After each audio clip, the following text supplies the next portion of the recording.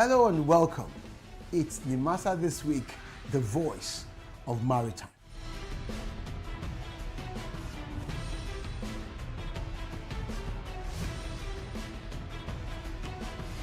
Nimasa This Week is brought to you by the Nigerian Maritime Administration and Safety Agency.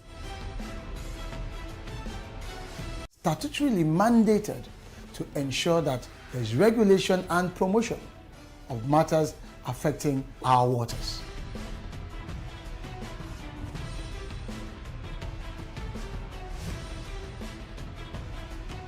NIMASA bears responsibility for search and rescue, shipping development, and ship registration.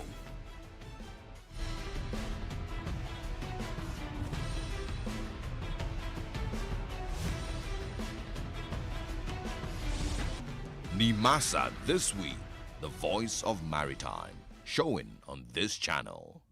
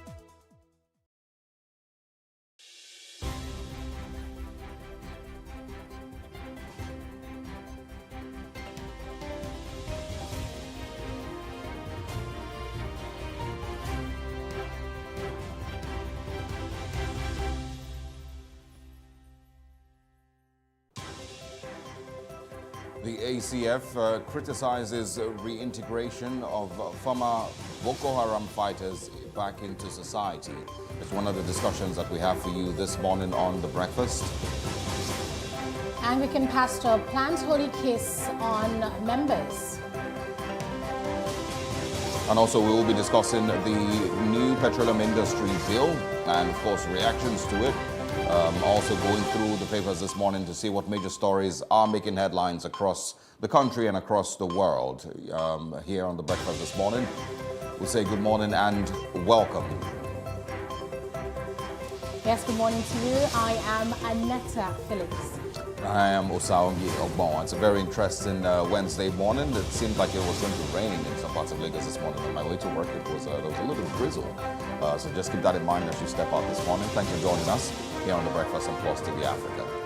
Now, our top trending stories today make a lot of people enraged. First of all, the protest that we saw in Uganda. So bus drivers claim that one of their members, one of their colleagues, had allegedly been killed by a member of the Lagos State Tax Force.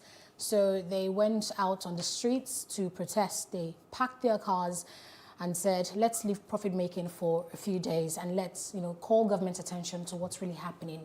So they protested at Igondo. Lots of passengers, commuters who were trying to get to work and other places were disappointed because they couldn't get transport. But on the main issue about this killing of bus drivers by tax force officials, it's nothing new in Nigeria, and that's the sad part. This is something that I pursued last year regarding a story of a bus driver who was killed in Lagos. I visited their family. I mean, the mother was over 70 years old. She broke down in tears, talking about how her son was never a fighter. He was an easygoing guy. She went to get his driver's license for him, talked about just everything regarding the boy's story and how that day he went to the park, the bus park, where he was going to get passengers waiting his turn. He had ordered food and drinks for himself and other drivers.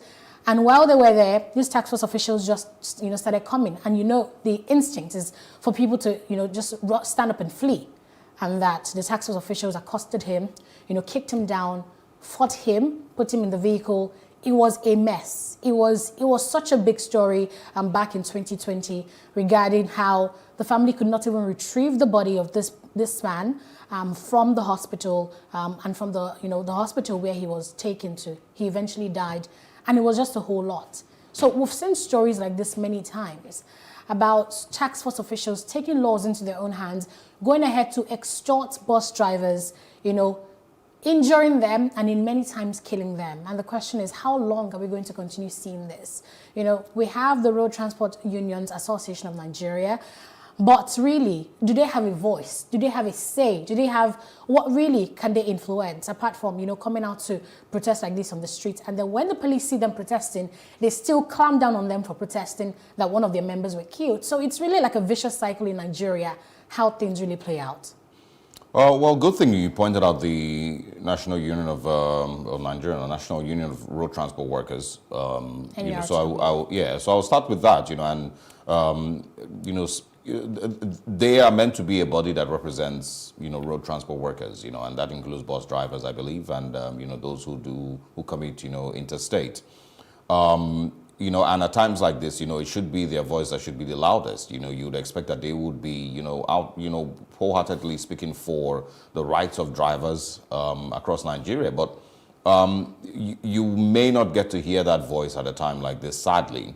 And why it's sad is because I saw a report a few weeks ago that showed how much money the NURTW allegedly makes from commuters and from road users, and that is bus drivers, the keke, marwa, and bikes and all those like. tickets that they keep and those paying tickets for. that they sell. So they're making allegedly billions of naira annually from these people, but would never be there to fully represent them. And representation doesn't necessarily mean going out to fight the police or to do anything like that. It's really just to always speak on behalf of drivers and ensure that the extortion, the bullying, and whatever it is that is reported from the security agencies or from the task force stops.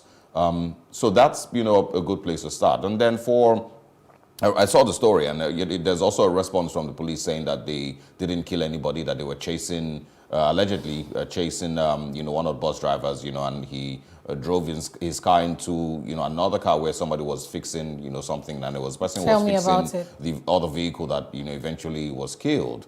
But, it brings us back to, talking about the value of life in Nigeria and, the complete lack, with regards to our criminal justice system. You would expect that for every life that is lost, there would be some investigation, there would be some questions that should be answered. And who gets to answer for the death of that Nigerian? Does that Nigerian's life in any way matter? Does it have to be a politician or a wealthy person's child first before there is accountability? These task force officials are going to go back on the road again today and continue, like nothing happened. They're going to continue living their lives like nothing happened, whereas a family has lost a provider, children have lost a father, parents have lost a son, and that's it. Life goes on. It just really paints a picture of what the value of life is here in Nigeria and how much government and the Nigerian society, is accountable for every single life in Nigeria. These, people, every other day we hear about names of people, or numbers rather. I think it was a guest yesterday who said it, that when you hear about death in Nigeria today, you only hear numbers. You don't get to hear names.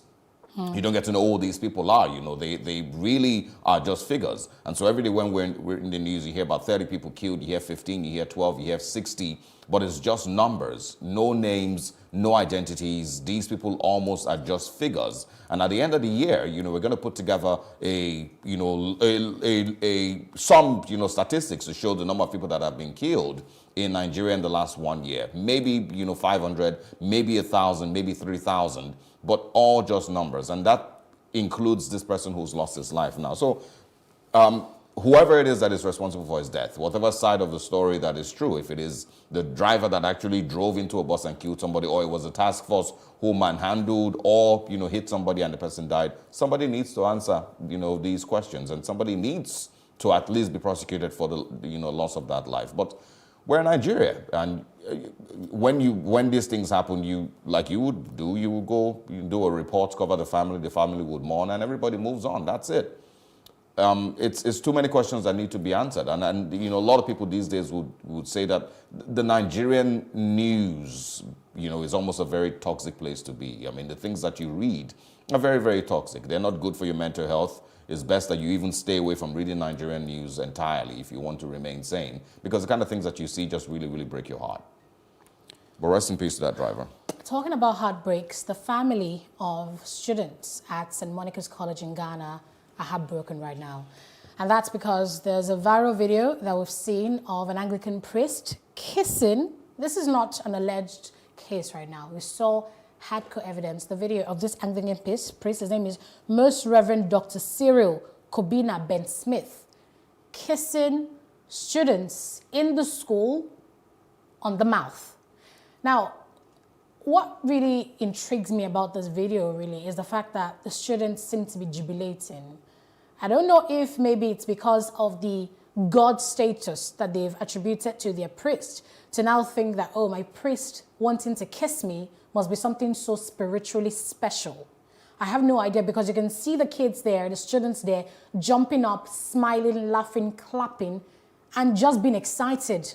And I really want to find words to explain what was going through their minds while that was happening.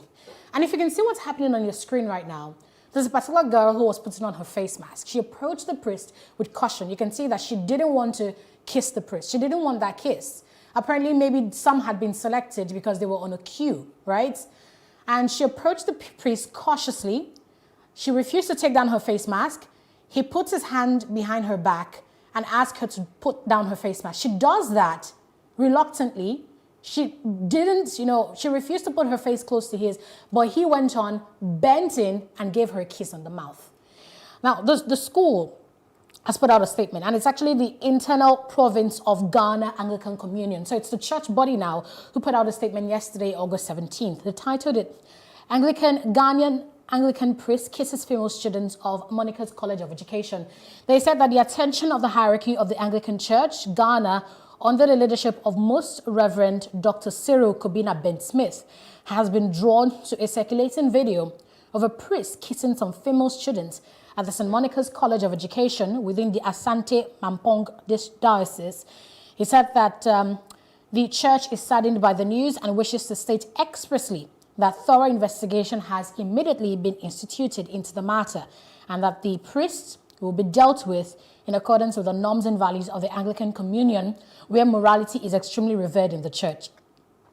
Let's quickly go on. Let's skip the rest parts of the press release to highlight the last part I just read. They said morality is extremely revered in the church, but we know that reality paints a different picture, an opposite picture, in fact, where morality seems to be preached theoretically, but in practice, we see what priests, religious leaders, imams, do to young boys and girls who they should be custodians of. That video is appalling. And it's a shame just how much, I don't know what to call it, what really gave that man the effrontery to do that. And if he could do that in public, where he didn't mind people holding up phones to record him, one can only live to the imagination what he might have been doing behind closed doors. Yeah. So, with regards to this, I'm going to say that there's, first of all, it's not every priest in the Catholic or Anglican,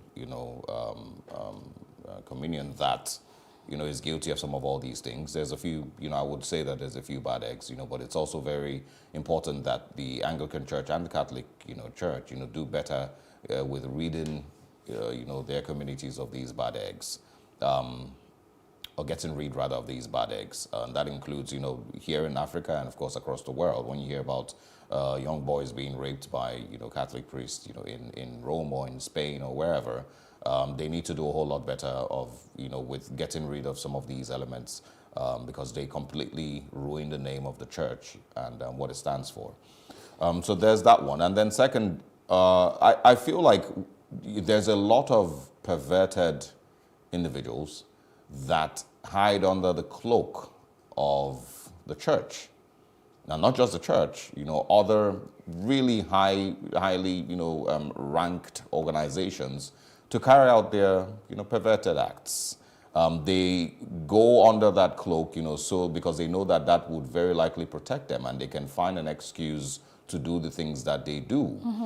You've just mentioned, what would be happening behind closed doors. If he's doing this in public, then what exactly would he be doing behind closed doors? So there is a lot of those elements, and it's not every person that you see that is wearing a cloak, as a church, as a priest or an imam, or as a senior advocate of Nigeria or whatnot, that truly is able to live the life that is required, when you wear that cloak. So there is perverts, there is very, very sick individuals that are fully clothed and acting like sheep, but they're actually wolves.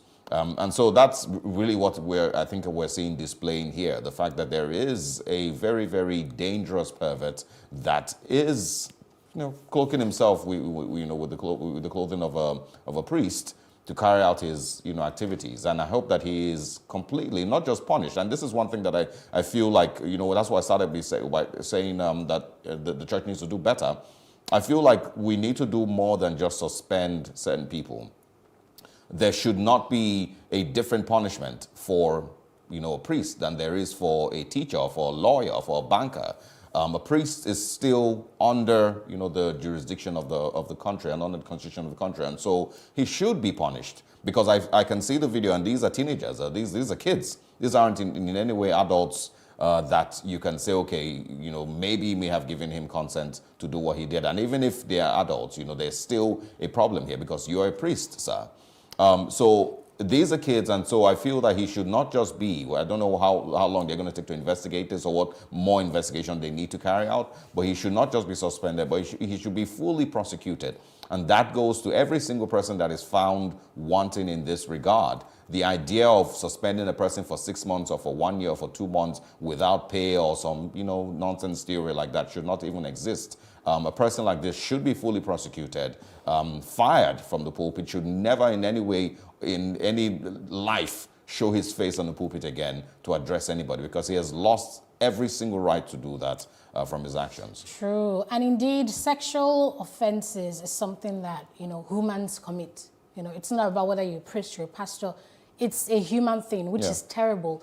But I think it's even worse when people in the church do that. And it's terrible to see that over the years, decades and decades on end, over the centuries, we've seen that the church is a major offender when it comes to sexual crimes. And it's terrible how much of an epidemic that has become. Well, I think, so I wouldn't call them a major offender. My they personal are opinion. A major offender. No. So I would say check this. The facts, Osarige. Check the facts. The church, the Catholic Church, the Anglican Church, whatever church, religious groups, whatever it is, the church it's. So I would say this. The church is a major offender. There is on the average, 100,000 churches, 100,000, Anglican and Catholic and Pentecostal churches, across Nigeria. There's millions of them across the world. These stories that you hear about would creep up here and there, with one person here, 2 people here, and stuff like that. I don't think that, regards them as a major offender or major offenders. I feel like there is... No, it doesn't. It does. I feel like... This priest is a representative of the church. Yes, absolutely. So if priests do that, they are offending God, number one, and these are criminal offenses that they should be punished and prosecuted for. This is the point.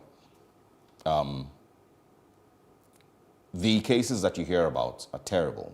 And that's maybe why they are blown, in that proportion, because you can never imagine that a priest would sexually assault a young boy or a young girl. That's a place that they should feel safe.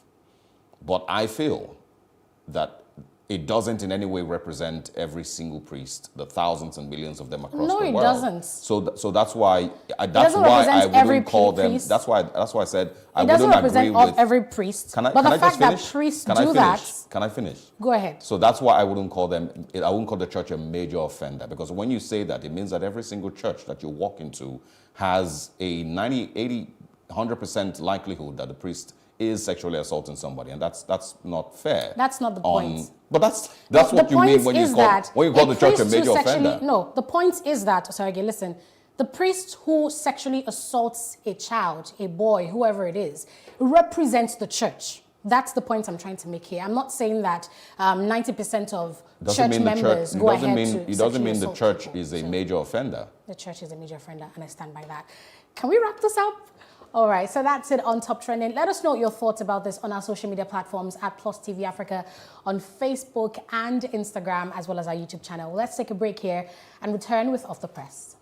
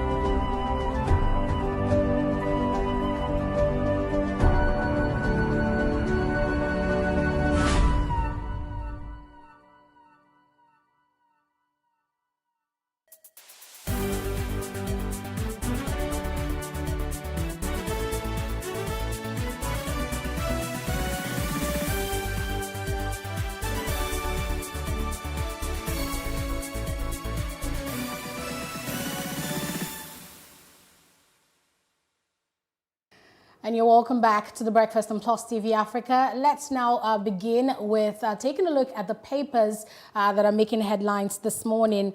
Beginning with the Nigerian Tribune, it says, bring repentant Boko Haram insurgents to trial.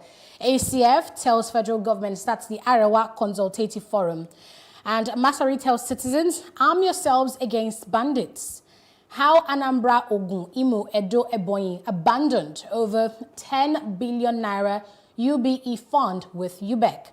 36 state attorneys general sue Malami over recovered funds remittance. Buhari security chiefs meet tomorrow.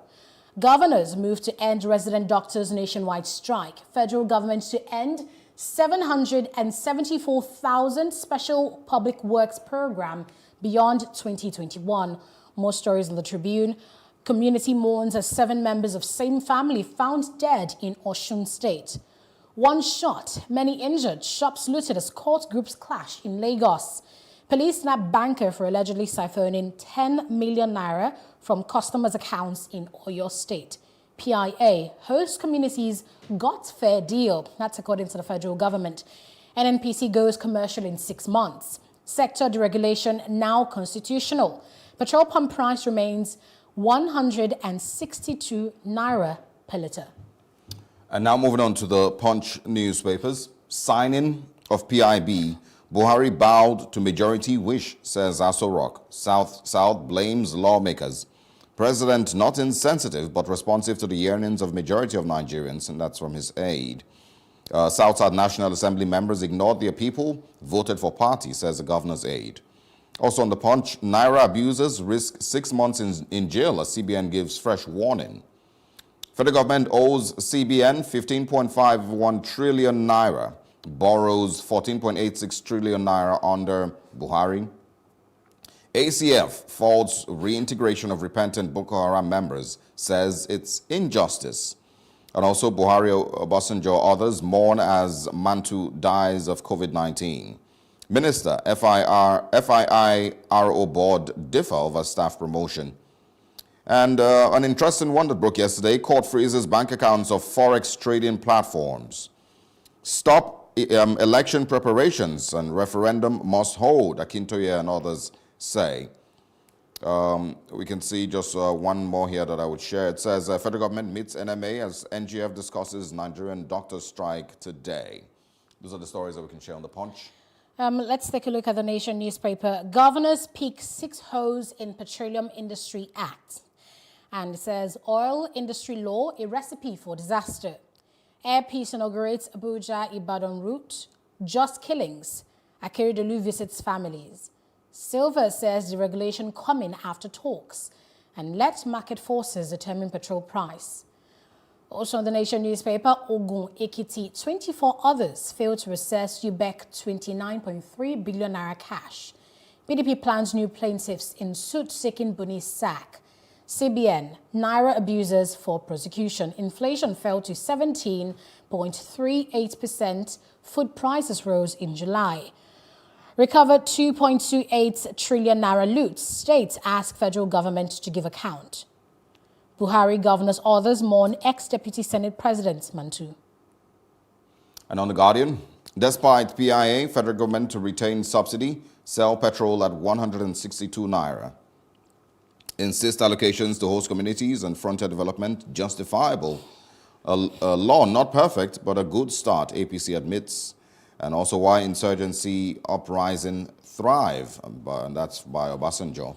Our increasing population keeps me awake at night, he also says.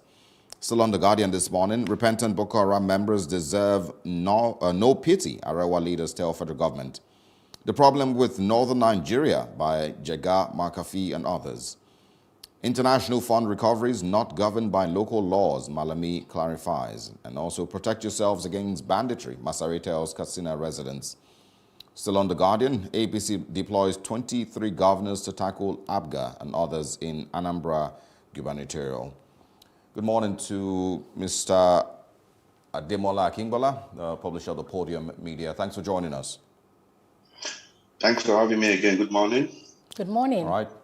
I think the big one that we can start with is the response from the Arewa Consultative Forum with regards repentant Boko Haram members and the government forgiving them, I guess. What's your take on that? Okay. Quite frankly, I have no problem with government decided to forgive repentant terrorists, but they must first serve the punishment for their crime. Okay. When someone has committed an offense and all you do is just to pardon, there's a tendency that he or she will go back to that crime. So they should be punished, okay, maybe mild punishment. Then they should be reintegrated in a strategic way. You don't just say, go and sin no more, okay? They need to know that there's consequences for any action they take subsequently. So my own position is that, yes, pardon people if they've shown enough remorse, but let them face consequences of their action. Because if you don't do that, you are setting a dangerous precedent for others who say, okay, let me go and commit the same crime. At the end of the day, I will be forgiven. What would you describe as mild punishment? Mild punishment is if you are supposed to go to jail for 20 years, for instance, and you've shown enough remorse, then you can get maybe 10 years, okay, or even 5 years. Yeah, And a program. Mr. Kimbola, Yes, can an armed yes. robber, can a murderer, can anybody who's accused of anything who shows enough remorse get the same mild punishment? That would absolutely depend on the legal system, really. But underlying what I'm saying is that no matter how remorseful you feel, you must face the consequences of your action. Okay, if you committed an offense, you must face the law. In the process of serving the punishment, some measures can be put in place to say, okay, it's show remorse. We've seen evidence that you won't do it again. Because really, when we punish people, okay, the essence is to reform them. Okay, the essence of getting people to go to the court to face trial is so that they can repent, they can be reformed. It's not to destroy them. Okay, so the legal system is not out to be punitive, but reformative. So in between the two, we've got to strike a balance. You want to punish people for what they've done, but you also want to make sure that those who have genuinely repented are reintegrated into the system in a very careful manner. Because some people will pretend, okay, that they have shown remorse. And if you rush into pardoning them, reintegrating them, then you are going to be reinforcing that criminal act. So yes, it's something that needs to be looked into, but with a lot of discretion and with a lot of eyes on the ball, okay? Realizing the fact that other people are watching and they want to see how this issue will be handled. So my position is that yes, pardon people, but not a blanket pardon. Let them still face the consequence of their action, okay? And in the process of serving the sentence or facing the punishment, an arrangement can be worked out that will mitigate, okay, that punishment and make sure that we begin to bring them back into society. So that's my position. Okay, the petroleum industry bill is a very big issue right now, and we see it across the papers on the Punch.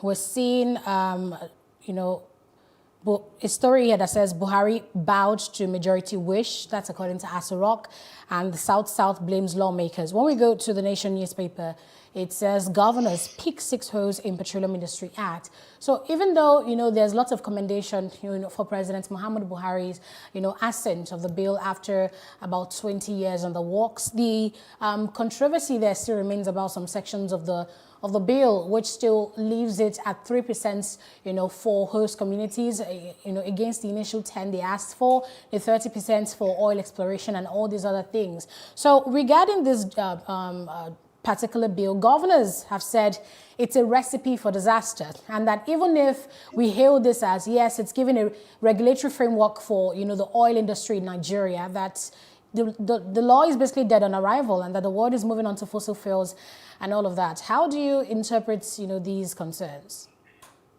Yes, I would like to take off from your last statement that it's dead on arrival. Indeed, it is dead on arrival.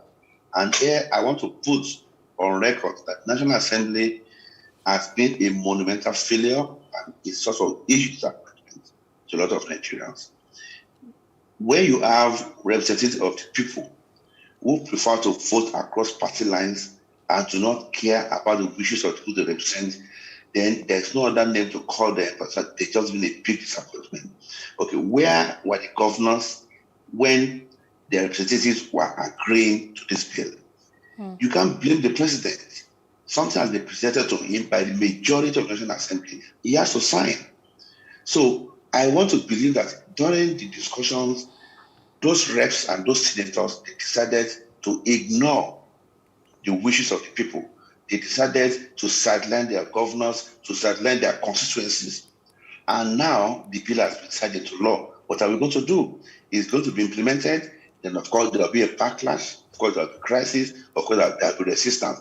And the question is that why can't we just get things right in Nigeria? Why can't we do things the way things should be done? For every House of Press member, your mandate is to represent the wishes of the people, not your own party, not your own personal opinion. So I expected them to go back to their states, hold consultations, and be able to aggregate the opinion of the people, present that on the floor of National Assembly. They have not done that. What they've done is just to sit quietly in Abuja and decided to vote across party lines. And that's what this Senate has been doing. Okay? There's nothing wrong in the National Assembly supporting the executive arm.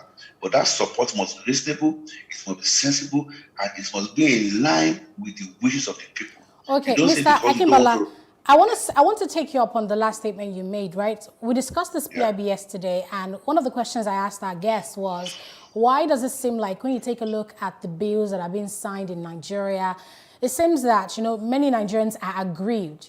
There are points of those bills that a particular section of the country do not agree with.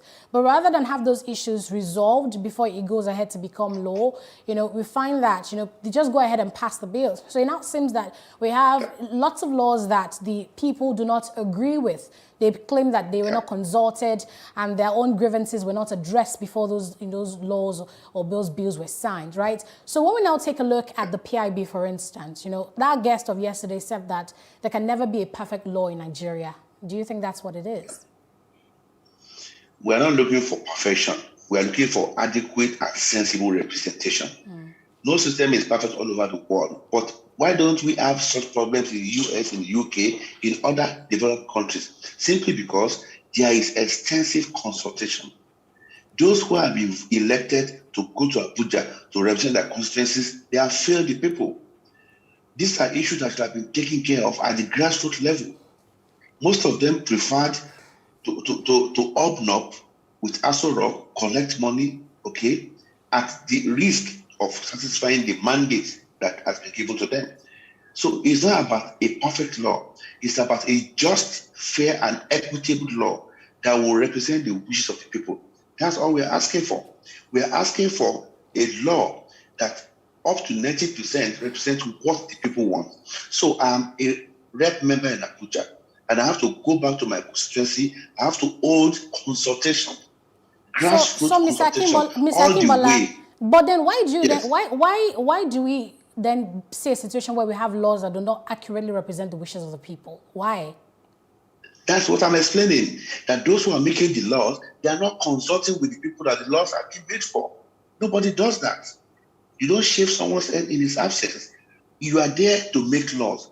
The people that would receive this law, the people that will implement the law, do they have input? No, they don't. And that's why we are where we are. The PIB has taken us 20 years to put together. And this is all that we can come up with. It's shameful. All right, because now you're going to have host communities that will resist. If they ask for 10% and you are proposing 3%, you have not met them. It's not even up to 30% of what they expected to do. Okay? And now you're saying 30% of the profit of NNPC Limited will go into oil exploration in the frontiers basin. Who decided and who agreed that these are the frontier basins that we're going to explore? Right. So these are issues I'm saying, look, these are things that are avoidable. But because the National Assembly are sold out, National Assembly has become a huge joke. They're just there to rubber stamp whatever the executive wants. And we will continue to have this problem unless the electorate begins to recall those that they elected. If they do not exercise that power of recall, they're just wasting their time. It will continue to happen. The recall process is also, at least from what we've seen, also very, very, very difficult to pull through with. I want us to go into something else. I want us to go into something else. It's on the Punch. It says court freezes bank accounts of forex trading platforms. It mentioned a few yesterday that had basically been accused of doing illegal transactions, with FX. The reactions to this have really been that Nigeria, seems to be stifling the growth of, private businesses, and the economy in different regards. Do you agree with the CBN here and with an ex parte order that freezes its accounts for 6 months? We need to know the facts of the case. We need to see the proof and the evidence before we can judge. Okay, there's no way the CBN will allow its laws to be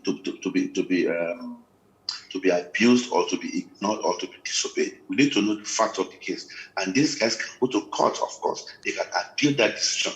Okay. Until we know. Yes. Mr. Akima, the fact of the case here is that the courts here, the CBN here is saying that, first of all, it's an order by the Federal High Court in Abuja. They froze the accounts of these companies. They include Bamboo, Chaka, Trove, and Rise. You know, these are platforms that Nigerians use to invest, you know, in foreign stocks and all of that. So they said that the CBN is saying that these guys did not get the appropriate license to operate as a risk management company. And that's why their accounts have been frozen. And that's for a period of 180 days. So these... if these guys got licenses, it should present licenses. Okay. That's why I said it's a simple and straightforward matter. If the regulatory authority has found you wanting in a particular area, all you need to do is to show proof that you should have been punished. Okay, so don't let us go to the sentiment of, government is stifling business. No, let us know exactly what happened. Okay. Are they guilty or not?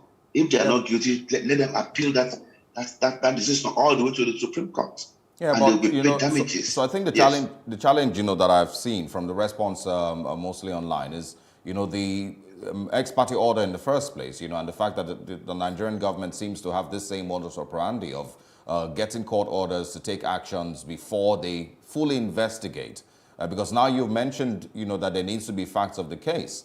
And the government has not, you know, outrightly pointed out these facts before asking that the accounts be frozen for 6 months. It's pretty much the same thing with the police arresting any person that they see on the street, and then while you're arrested, you find out your crime in the police station, or, you know, then they start to search for reasons why you were arrested. These guys can go to court and ask for a stay of execution.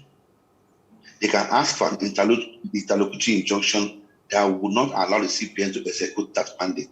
So what I'm saying is that let us exhaust all legal means before we know who is right and who is wrong. Of course, the CBN will always use its power, sometimes in a repressive way. And I'm hoping that the judicial system will come to the aid of these companies to ensure that they are not being unduly punished. But hey, if they have been found to have flouted any law, then they should be punished. Because most of us investors, we don't even know what these guys do. Okay? We don't know what they do. How they get their license, we don't even know. Okay? So let them go to court. Okay. I would not support the CBN trying to discourage people from investment. Everything that needs to be done has to be done by the law.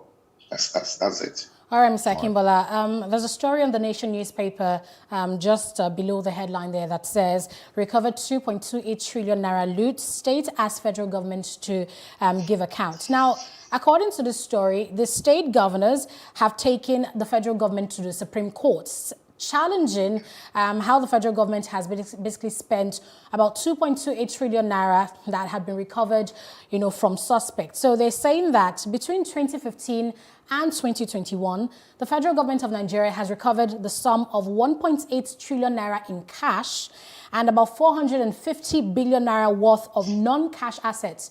This state government governors also said that the federal government diverted this loot into the consolidated revenue accounts and other accounts that are not recognized by the Constitution, and that they want the federal government to actually come out and defend itself about this. So, what do you say? That's the beauty of democracy. Okay, the courts are there to interpret. My own concern is the feeding bottle mentality that the states have continued to display. Okay, any state government who is serious about generating internal, about developing state will not be dependent on Abuja. Okay, it's okay for them to identify areas where the federal government has erred and to try to bring this into the public domain. Okay, but at the same time, what does the law say? What does the law allow the federal government to do with looted funds? We need to know exactly what they should do. Okay, so at the end of the day, we have states who believe that at every opportunity, they can either intimidate or blackmail the federal government to get in money, all right? And that's the mentality that I want them to really move away from, okay? And as we've always said, most of our states are not viable, okay? Aside Lagos, Rivers, Delta, the oil-producing states, all that are not viable. They're just struggling, okay? So that's the matter for another day. But it will be interesting to know what the Supreme Court come up with. So it's a good decision for the state. I believe what they're doing it on behalf of the people. Okay, They are doing it on behalf of people for us to know exactly how the federal government is spending looted funds. However, going beyond that, I want this to move away from this feeding bottle mentality that money must always come from Abuja all the time. And this is not the first time that they are fighting the federal government. Every revenue that comes in, they want to fight. We've talked about the kind of loose federation that we have. We've talked about the fact that the center is feeding fat on the state. All of these things should feed into the restructuring plan that we've been calling for. Okay, all right, so Mr. Akimbola, we'll go back to the restructuring. Yeah. All right, let's wrap up with you speaking on the story on The Guardian that says, and that's from Governor Masari, saying that residents should defend themselves against bandits. It's on The Guardian. This says, protect yourselves against banditry, Masari tells Katsina residents. That's one of the indices of failed states. Okay? It is one of the symptoms of a governmental system that has failed. It's one of the evidences of a situation whereby people have lost confidence. Because I have never seen any part of the world where a politician or a political leader is asking the people to defend themselves. Even in America, where people have the right to carry guns, licensed guns, government will never tell you to say go on self-defense unless it is absolutely necessary. So for Masari to say people to harm themselves, well, morally, what he's saying is right. Okay, morally, because you don't want to watch people being killed. But legally, that is an incitement, that's a call to anarchy. And under a state that works, the DSS should by now be speaking to Masari. Okay, because you can't incite people. There's a way that you can pass such a message across, that people should be more security conscious. People should come up with a different arrangement to counter insecurity and all that. But you don't ask them to harm themselves. Well, Anyway, the statement says the statement says protect yourselves. When you protect yourself, are you going to use your bare hands? No. You've got to look for arm and ammunition to protect yourself. You won't protect yourself by just getting a broom or stick, no, against someone who is carrying AK-47. Okay? So that call, morally, yes, but legally, it is an open-ended call for anarchy. Okay? So I will expect him to temperate that or to moderate that by saying, look, what I'm saying is that let us be more security conscious. Let's have vigilante groups. Let's have grassroots approach to security management. Let's have the state police. Those are things that we can do. But when you come out to say people should protect themselves, it sounds somehow to me. Demola Akimbola, thank you very much for joining us this Wednesday morning. And we wish you a very interesting day ahead. And you too. Thank you. Bye. All right. Stay with us. We'll take a short break. When we come back, we're going back in history to tell you things that happened on this day. I'm going back to the year 1991. And I'm going to about 121 years ago. Stay with us.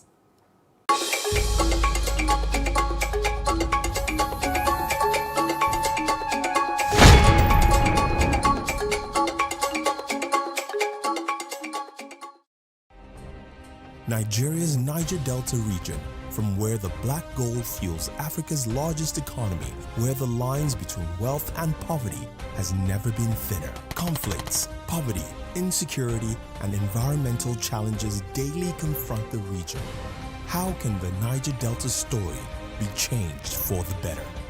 Join Mamude Akuga at 9 p.m. every Friday evening on PlusTvAfrica as he probes deep in search of solutions. Inside the Niger Delta with Mamude Akuga, the authentic voice of Nigeria's oil-rich region.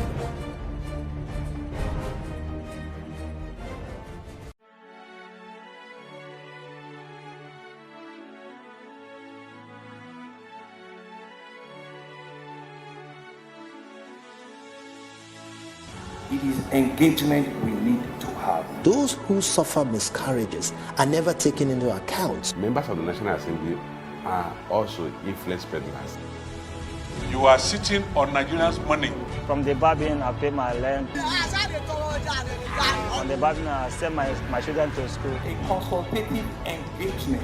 No any tangible notification before they ban us. It's one thing for people to be at your back and the heat of the moment, and another thing for them to still be with you when push comes to shove. I will do everything to take Lagos out of the national grid.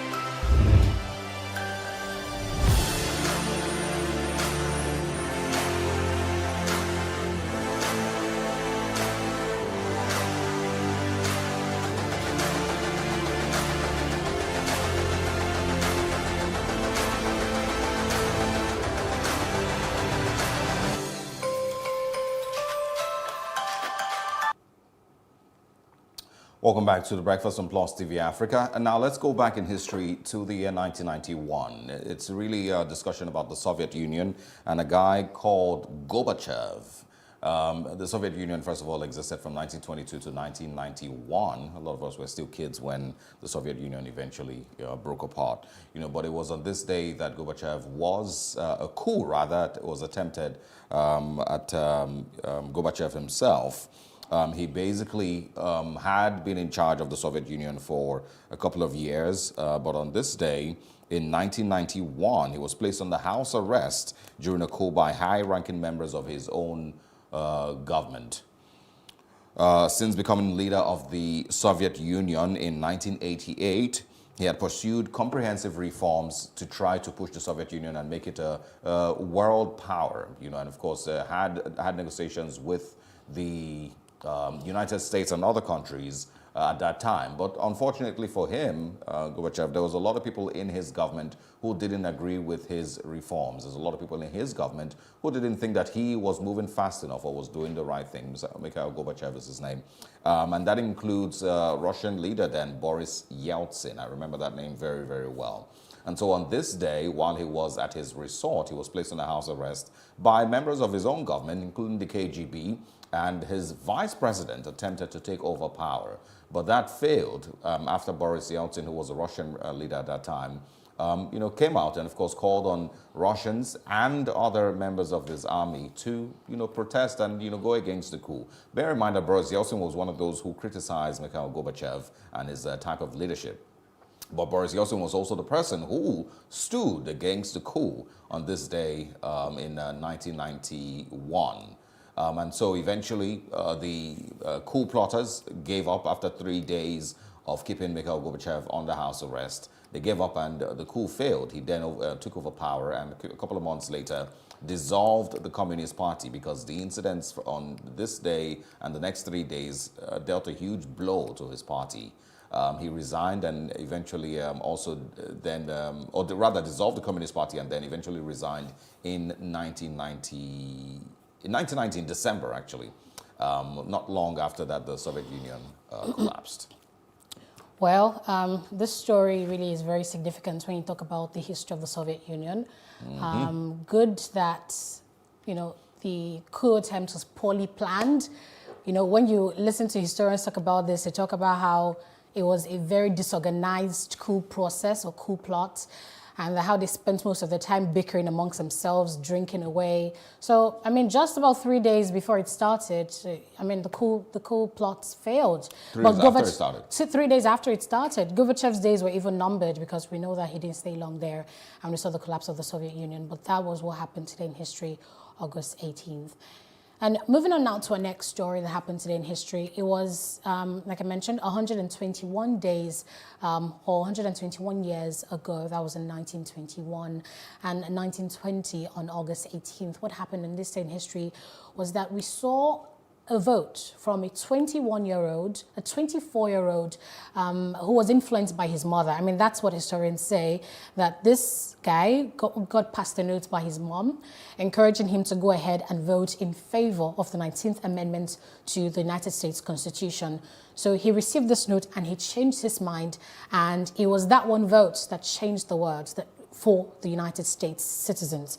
And when this became amended, the ratification of the 19th Amendment of the United States Constitution, it meant that women now had a right to vote, because that really was the bone of contention.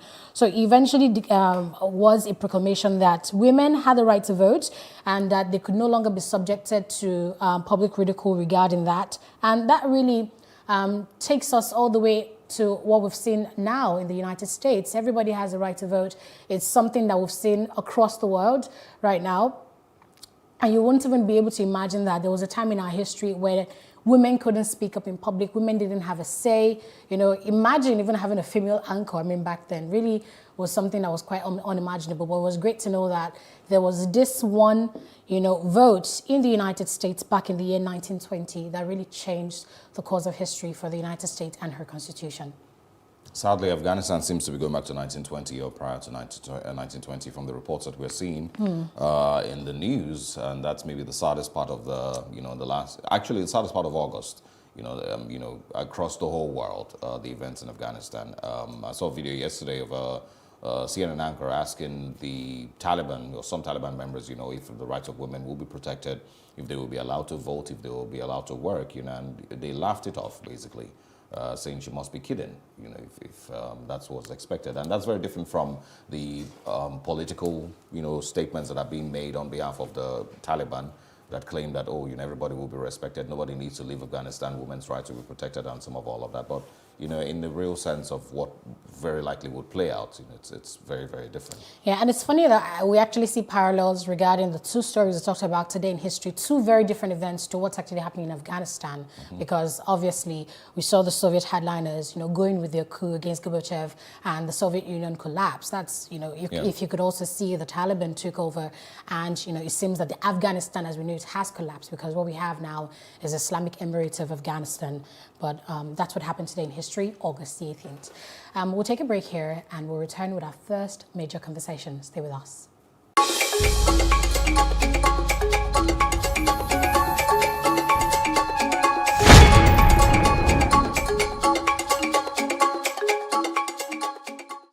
Praise God, from whom all blessings flow. Welcome to your favorite program, The Moment of Truth, brought to you by the Citadel Global Community Church. Our God is a God of salvation, far above all principality and power and might and dominion, that regardless of what happens in this season, you will escape. Say to your neighbor, there is no peace for the wicked. The lazy man does not roast what he took in hunting, but diligence is a man's precious possession. Finally, my brethren, be strong in the Lord and in the power of his might. Moment of Truth with Pastor Tunde Bakare. Sundays, 7 p.m. on PlusTvAfrica. There has to be a decision point. The way your baby is presenting, we have to rush you in. And my partner at the time was like, "You going to cut her? Are you going to cut her? Is it going to leave a scar?" And I said, "Am I a belly dancer? What is the problem here?" No, I'm vulnerable about the future of the children, the future of mine and the future of the generation of my children. I want to have nude pictures taken. Of you? Yes, but without showing my private parts. I want to put it in my front room. And they said, "You can't do that. People will be embarrassed when they came to your house." I said, "Well, it's my body and it's my front room." All the things that we do, what is the purpose of it? I just realized that I was more trusting before I was 6. So many women, they just feel like I have to cook for my husband, I have to breastfeed my children, I have to pick them from school. Because society expects them. Then you go to. home and you cry and you stop your career, you can't do anything, then you blame everybody. You took that choice.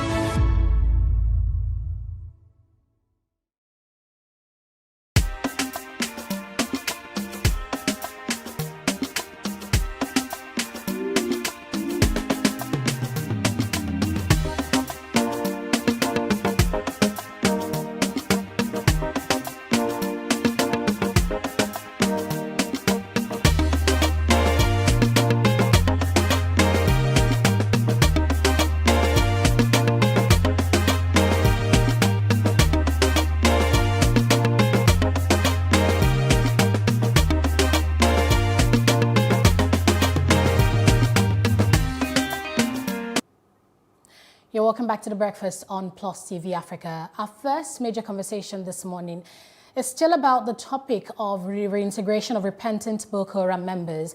Now, the national chairman of the Arawa Consultative Forum, Aljobe, has released a statement regarding this, basically criticizing the government for attempting to reintegrate these repentant Boko Haram members into society.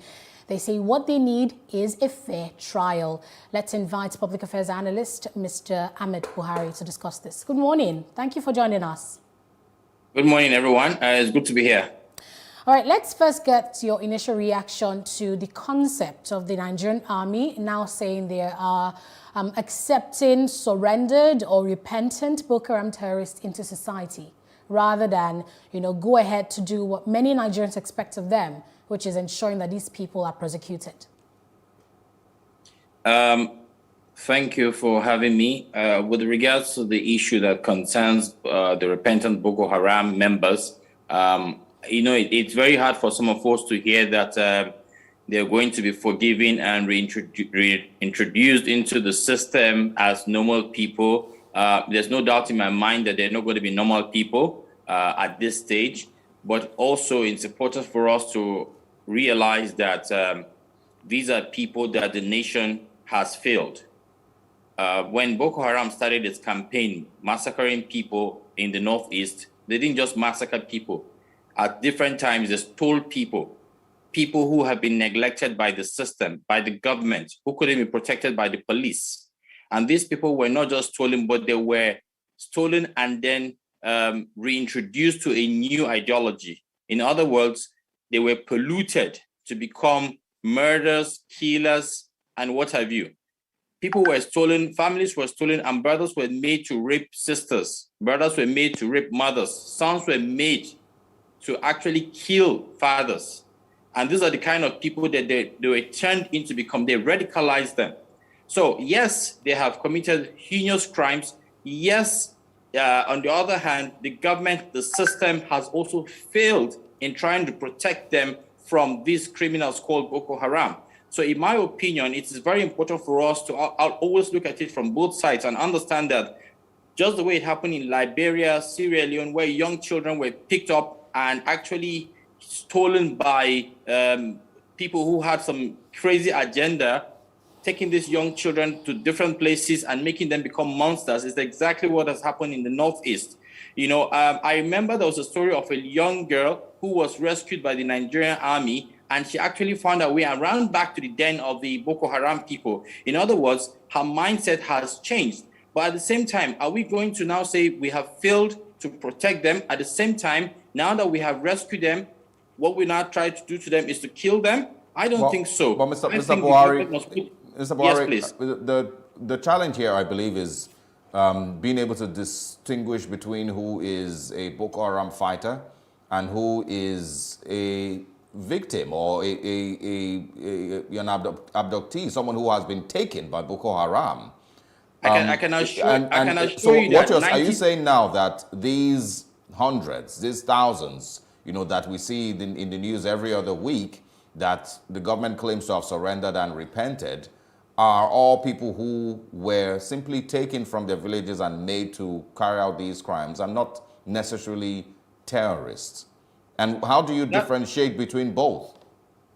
To be honest, I cannot differentiate between both. But at the same time, I want us to be mindful of the fact that we have failed as a country, as a government, as a system to protect the lives of these people from being stolen by what I would like to call criminals, Boko Haram criminals. Now we have found a way to get them back, and the first thing we're thinking of doing is kill them.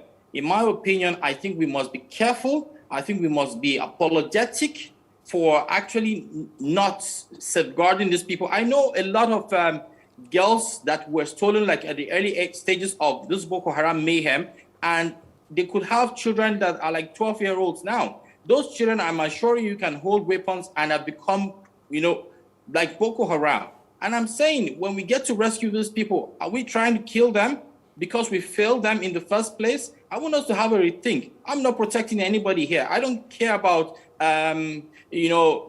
Boko Haram or the nonsense that they have done to my people or my communities. But I'm just saying that there are brothers and sisters of ours who have also been stolen for years, who are actually part of this Boko Haram members. And I'm assuring you that those are the information that the military know that makes them feel reluctant sometimes to just go out on everybody, because they do know that there are some innocent people that have been compelled to be part of this unfortunate scenario that we couldn't stop from happening. So can any, terrorist claim that he didn't initially want to be a terrorist, but, he was failed by the government and he, sought solace with, terrorists from Iran or from Libya and whatnot, and then the government agrees that, okay, yes, we failed you, so let's forgive you and bring you home? Nearly all of them want to save their lives right now. Nearly all of them will say that. But at the same time, what I think we should be doing as a country right now is to put a mechanism in place that can help reorientate these people and remove them from that ideology. I'm not saying you should release them to the streets. I'm saying you're still going to have to lock them up and see how you can reorientate them and bring their minds back to what we think normal people should be thinking at this stage. But for us to gather them all up together after we have failed to protect them from being stolen and say we want to kill them, I have some concerns about that. So, Mr. Buhari, this issue is very dicey, the way I see it. It is very dicey. It is. But I want us to begin first with this question. Can a Boko Haram terrorist who invade communities, rape women, abduct children, be de-radicalized? He was radicalized in the first place. I believe that he can be de-radicalized. This is a mental psychologist question. I wouldn't know how far they can go with trying to get these people back to their senses, but I think it's possible. If you can go left, you definitely can go right. So, Buhari, in saner climes, right, we can argue that they have all the infrastructure in place regarding people who, went to school for these sort of things, who learnt about psychosocial supports and things like this. But in a country like Nigeria, where even, social workers, people who studied this in school are even, looked down on, do you think Nigeria as a country and even the military have the infrastructure regarding the personnel, the resources, the facilities, to house repentant Boko Haram terrorists and begin to work on their minds from the inside out? Do you think we have the resources and facilities to do so? I don't know. I'm not in the army. I'm not with the government. I wouldn't know what they have put in place. But I also want to remind us that the government has failed. It has failed the people of those areas. It has failed the citizens of this country. And so it must stand firm to making sure that they protect these people. Not because they have killed people. No, not because they have killed people, but because we have failed as a government, as a system, as a country to protect them from getting stolen. I know a lot of Chibok girls who have been rescued who still have their mindsets back to the camps because they have found lovers or comfort or friends. The reason why some of these boys actually walk into the Boko Haram dens to surrender themselves to be part of the Boko Haram is because they find even better solace there, where they're being given food or taken care of or have a sense of belonging alone. And they go to those places, which means we must wake up as a country and start thinking of other places where this could actually happen and make sure we do not fail our citizens anymore. So is it the name that is the challenge here? Because would it be better to call them victims instead of calling them Boko Haram terrorists? If the government says that we're rehabilitating ex-Boko Haram, former Boko Haram, repentant Boko Haram terrorists, it makes very little sense. So would it be better from your analysis to call them victims and people who necessarily aren't terrorists, but people who the government had failed and they're victims of this system? It's very, very hard. Like my friend here said, she said it's dicey. It is indeed dicey. I've thought about this. The first thing that crossed my mind was, what are we even talking about? This guy should have been killed before even captured. But even in the worst of wars, once the enemy raises a white flag, the morale says that you shouldn't shoot at him anymore. He has killed like 1,000 of your people, but at that point, he's surrendering. You pick him up and he becomes a prisoner of war. And then from there, you can push forward to try him and making sure you know where he really stands and how you want to proceed with him. So what I am saying here is we must take a pause. I know emotions are running. I know there are sentiments running, but at the same time, we must also caution ourselves and ask ourselves, How did these people get here in the first place? What lapses on our parts were occurred that made them become what they have become? And so we should know where exactly to point our fingers at a time like this, and it's to the government. Okay, so Mr. Buhari, this issue really is something I want us to take step by step, because there's just a lot, that is shrouded in mystery right now. I want us to maybe try this analogy if it'll make us understand it better. When you go to universities and even, out in the real world, there are lots of people who get peer pressured into cultism. They were from good homes, they're good people, they never wanted to be cultists, but they were forced, threatened, or pressured into it. And these people might now go ahead and kill people, commit crimes. I want to understand where you're coming from. Are you then saying that the punishment for a crime of a cultist who had killed people and done evil, should be different because he was forced into cultism or peer pressured into cultism from someone who, from the get-go, was a quote-unquote bad boy who really wanted to be a cultist? Is that what we're saying? And when we look at it and compare it to the Boko Haram situation, are we also saying that people, because they were forced, they were kidnapped, they were abducted from their homes, and were forced into terrorism and have gone ahead to actually kill people and commit crimes, then their sentences should be lower because they were forced into it?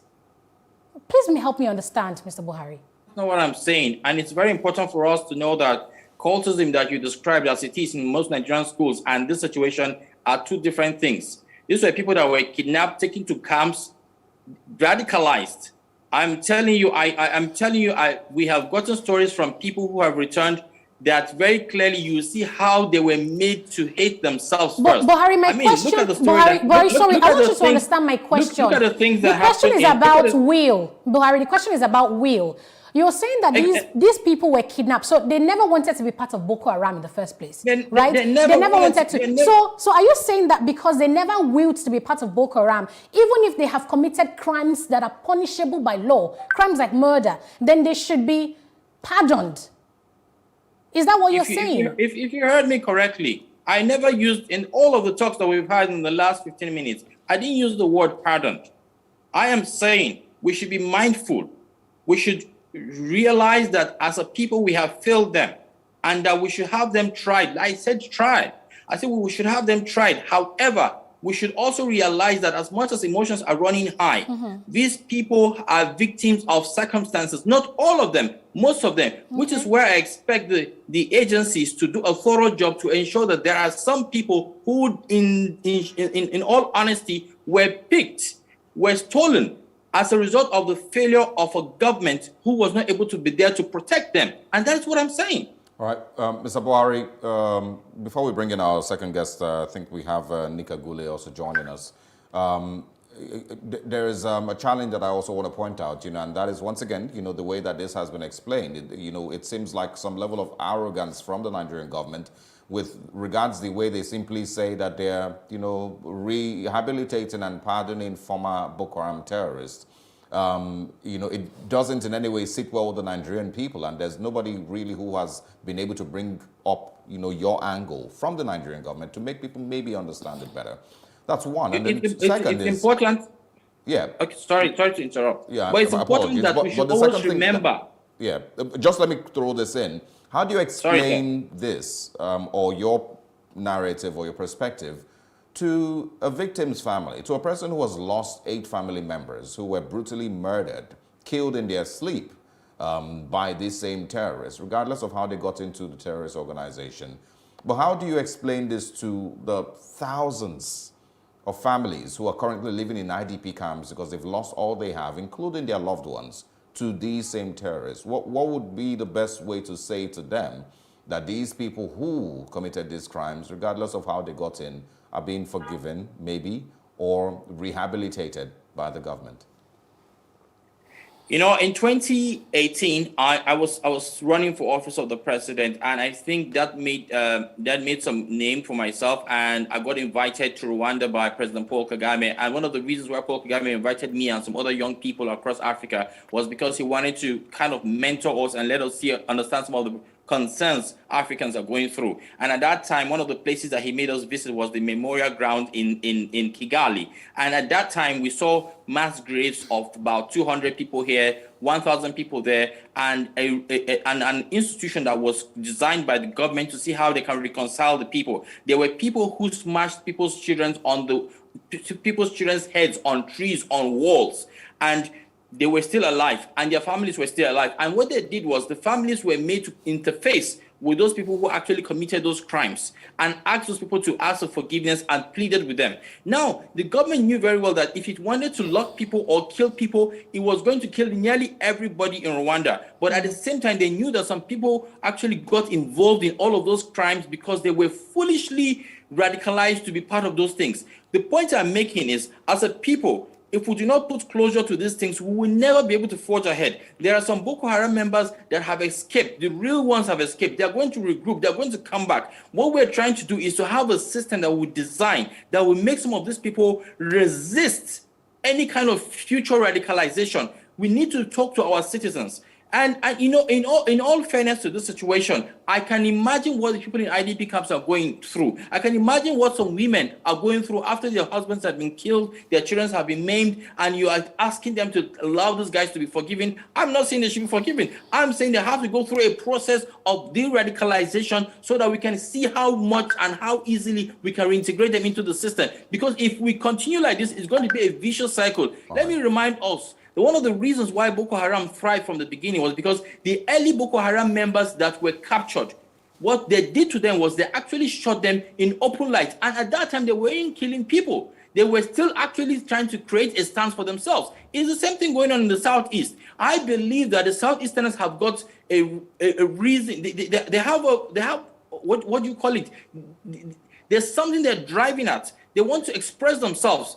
And I'm saying to all of us is the only thing that we can do right now for the Southeasterners is to stop and listen to them. And then we can now weigh options and tell them all the things that you have asked for are not practicable. And these are the disadvantages. Yeah. These are the disadvantages. I want you to look at them and reason with us. I am assuring you that once somebody is able to sit down with all sides of the divide, people will start thinking normally. But we cannot stay on one side and talk over the people and feel superior. It won't work. Yeah, absolutely. And, you know, there's the body language that we've always mentioned of the current administration. And, you know, or some of these things that you've mentioned don't seem to be in existence with the current administration's body language. And you know, anybody can argue that victims of Boko Haram, thousands of them across the country, can also feel aggrieved that the people who killed my family have now been forgiven, and we want to start our own terrorist organization. And they legitimately, you can now argue 10 years later that the government failed these people, and that's the reason they're, you know, killing people, other people today. There's, you know, there's some sense in that argument. Absolutely. All right, Mr. Buhari, just a minute. Let's bring in our second guest. He's a public affairs analyst, Mr. Nick Agule.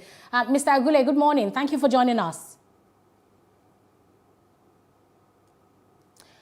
Mr. Agule, can you hear me? His mic is not muted. Okay, Mr. Agule, if your mic is unmuted, kindly, or if your mic is muted, kindly unmute it, please. Okay, yes, you're muted now. Can you hear me? Yes, good morning, Mr. Agule. So we're discussing the response. Yes, Mr. Agule, we can hear you. Good morning. Good morning. All right. So what Sorry for the network. It's really, this shows how we are suffering in Nigeria, you know. All right. Well, because I imagine how seamless we have this conversation out there in the UK. All right, Mr. Agule, let's go straight into it. The Arewa Consultative Forum's national chairman, Mr. Audrogbe, has responded to, you know, the recent activities of the Nigerian army, which is reintegrating terrorists into society, saying they have repented and have or would go through a process of de-radicalization. So I'm going to read out a quote from Ogbe, Mr. Ogbe now. He said, I am sorry enough to bring relief to Nigerians and the thousands of dead and the maimed.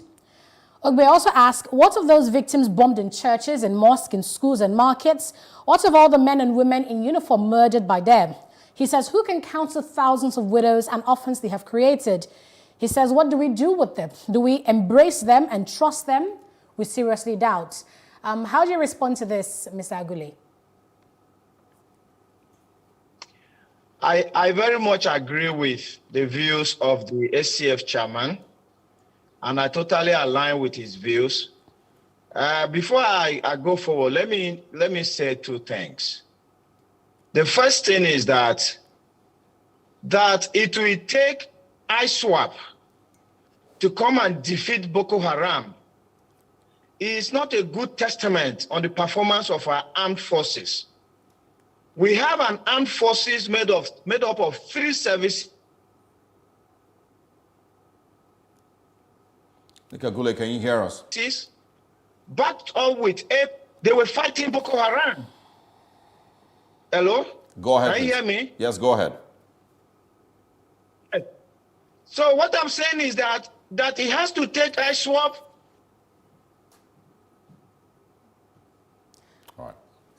To come and do the job for the of the performance of our armed forces. I mean, they've tried to protect us, but it doesn't sound well that it has to take a ragtag band of terrorists to come and defeat Boko Haram for us.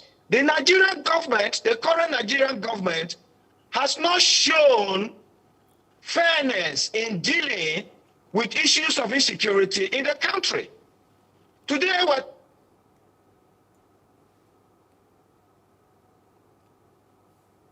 All right. Seems we have challenges with the connection from Nikagule. We would talking about reintegrating Boko Haram. The government goes here and deals with the situation ruthlessly. Are you with me? Yes. Well, yes. Hello? Go ahead, Mr. Agule. We're going to struggle through it. So go ahead. So what I'm saying is that the current Nigerian government is not showing that it is fair in dealing with insecurity across the nation. Whereas the likes of Boko Haram in the north are being treated with what will look like kid glove. Government ruthlessly deals with insecurity elsewhere in the country. I can give you an example. In Benue State, earlier in the year, a group of bandits, murdered security for the murder members of the Nigerian army. And the government, this present government, they went to Conshisha local government, they bombed the plant, they arrested those who were responsible. Even the governor of Benue State handed them over to the government for prosecution. Those people, as we speak, are in detention. The same thing is happening in the east, where the ESM members are being tackled by the security. Sunday Igboho's case is there.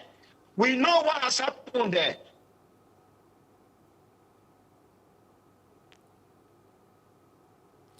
Mr. Agule, it's unfortunate that the network connection is... Mr. Agule, it's unfortunate that we're struggling to hear from you.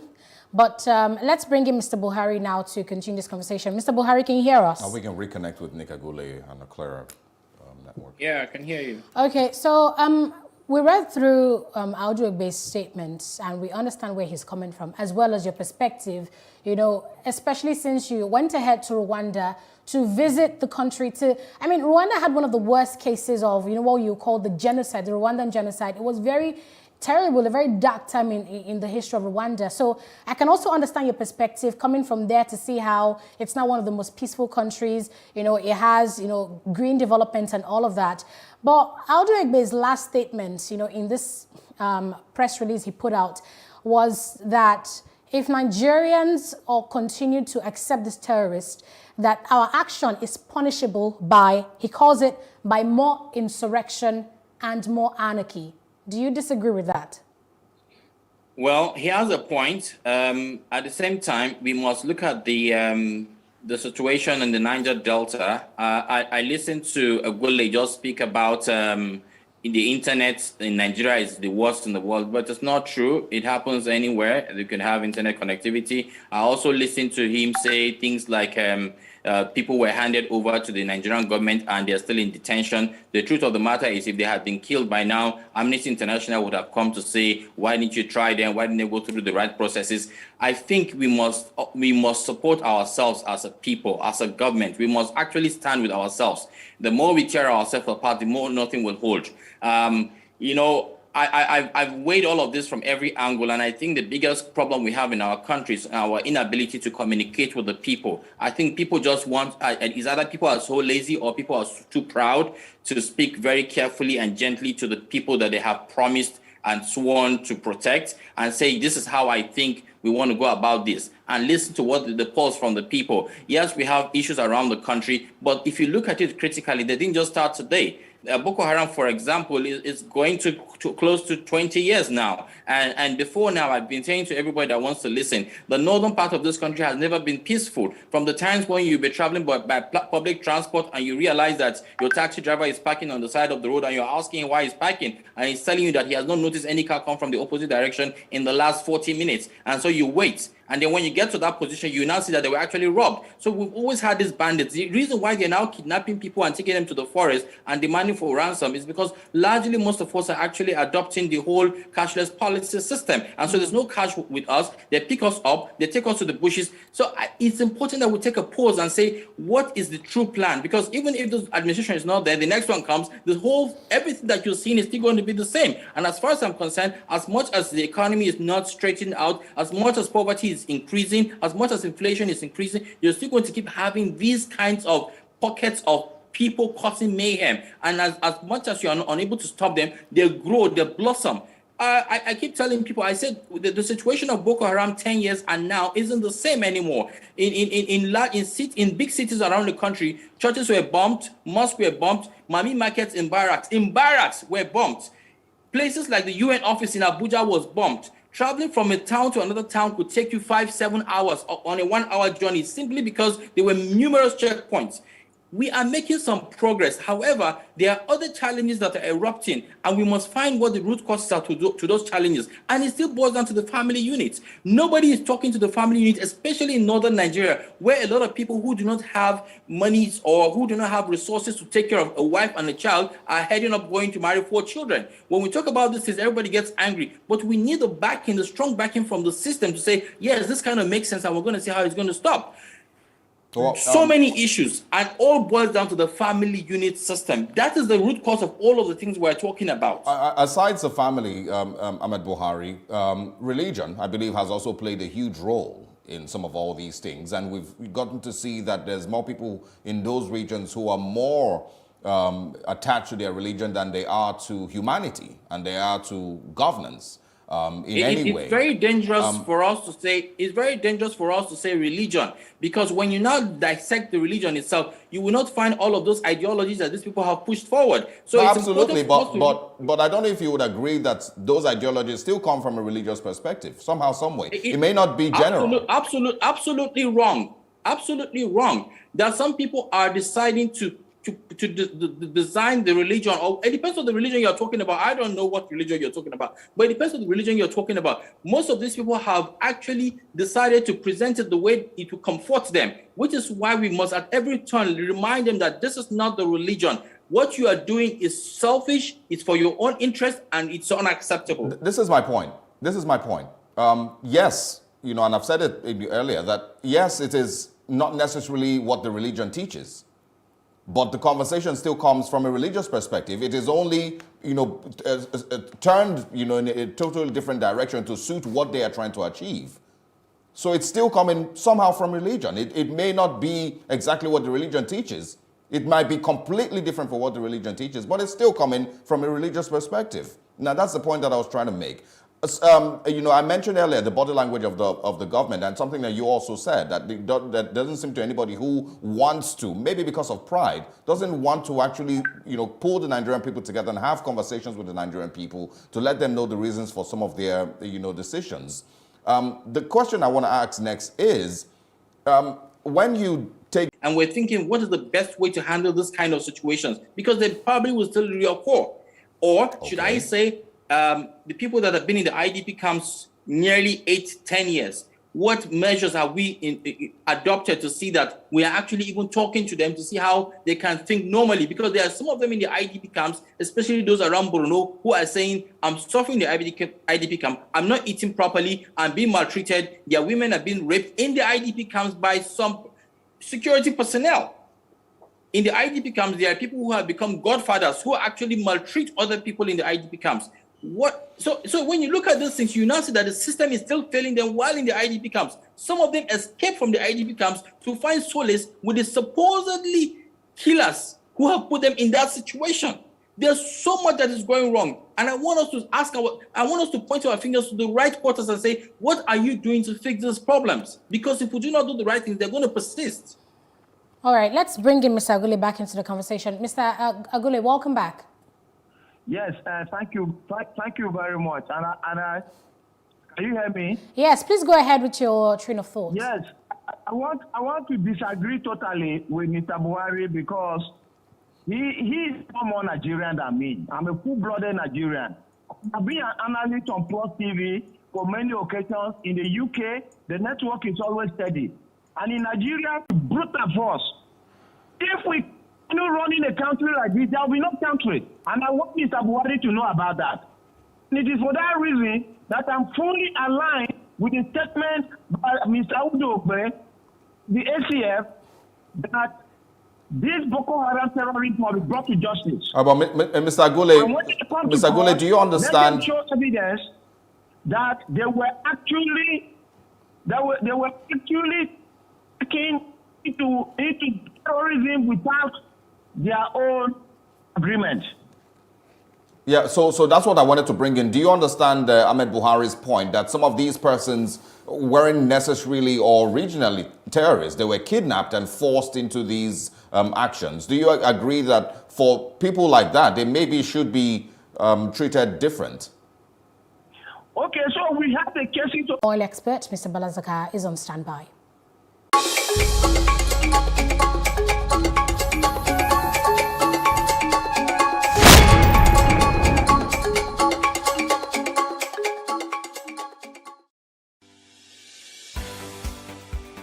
Businesses in Africa can be very challenging. In Nigeria, it is particularly intimidating, and successful builders have learned how to navigate a hostile environment to unlock opportunities. But one major challenge businesses face is how to filter through the noise and identify where their ideal customers exist. Get insight and practical steps from industry players and captains of industries. Hear success stories to help you make informed decisions as you scale your business in Nigeria. Watch Business Insights at this time on Plus TV Africa.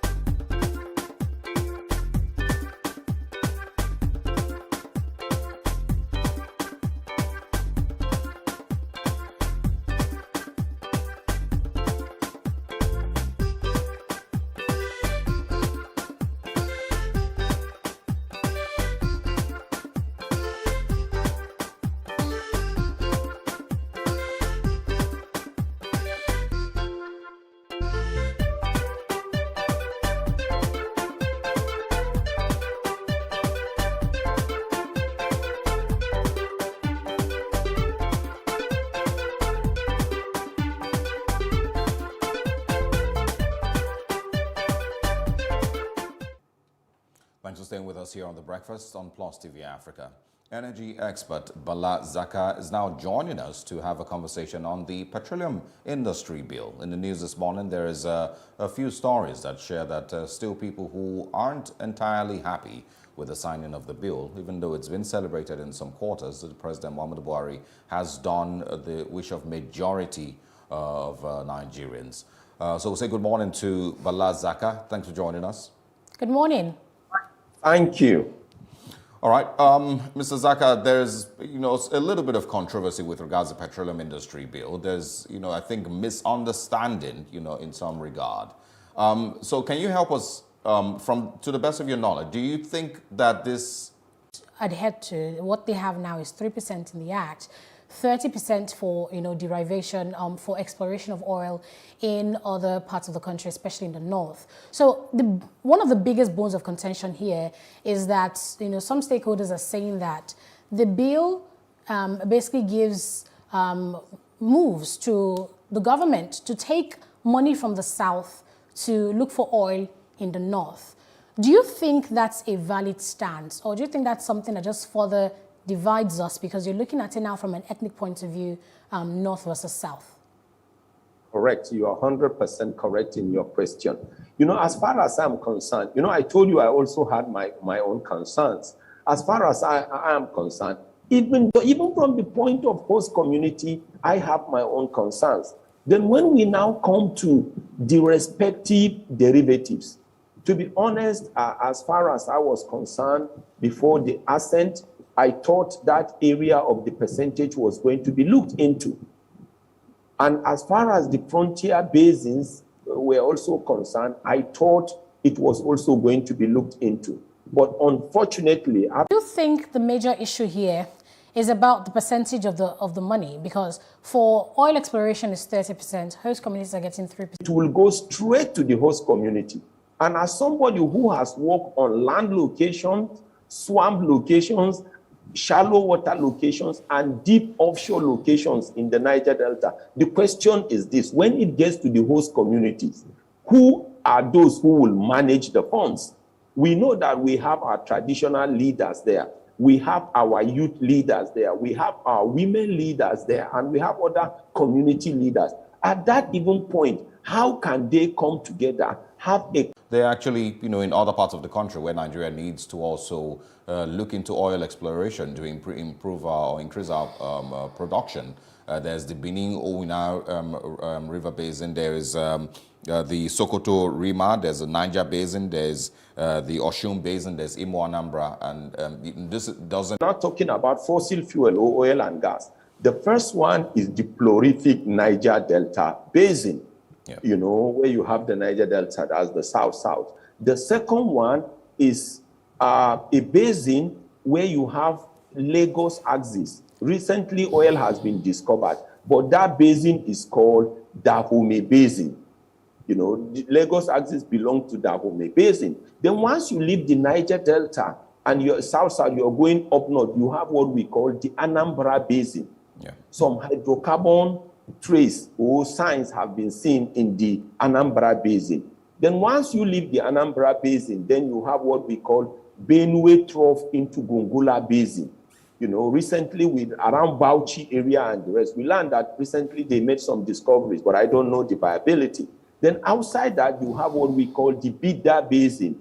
You have the Sokoto Basin and you have the Lake Chad Basin. Let's be frank as Nigerians, technically and geologically, those areas belong to the OI in the northern parts of the country, because the entire endowment of oil and gas in Nigeria, then depending on the technology, then if it is going to be commercially viable, then they will explore for it, whether as local investors or in collaboration with foreign partners. That was my own understanding, because anywhere you are, you need to have an endowment of whatever you have, whether it is human potential, whether it is natural resources. That was my understanding in that area. Then when you were talking about the NNPC Nigerians, so we just have to satisfy these two.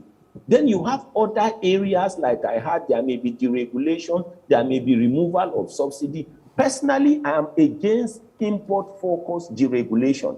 And what I mean by that import-focused deregulation is as long as the deregulation will continue to rely on importation, and I know that our balance of trade is heading towards negative, and I know that our Naira is sinking due to devaluation or depreciation, that will never help the Nigerian economy. Because as I speak to you now, when you talk about LPG, liquefied petroleum gas or cooking gas, it's also a derivative of crude oil refining. 12.5 kg is already heading to 6,000. After, if you bring in deregulation that is import focus dependent, it may get to 10,000. Diesel is already heading towards 300. If you deregulate and it is going to be based on importation, it may get to 400 or 500. We know what's happening to diesel. We know what's happening to kerosene. So we have to be very careful about that area. Okay. Mr. Zaka, I also want us to address another bone of contention in this that seem to have been overshadowed by the concerns of the 3% and 30% sharing for, the funds, the operating expenditure of these oil companies. And that's that the Petroleum Industry Act right now goes ahead to provide for the establishment of the NNPC Limited, the Nigerian National Petroleum Corporation Limited.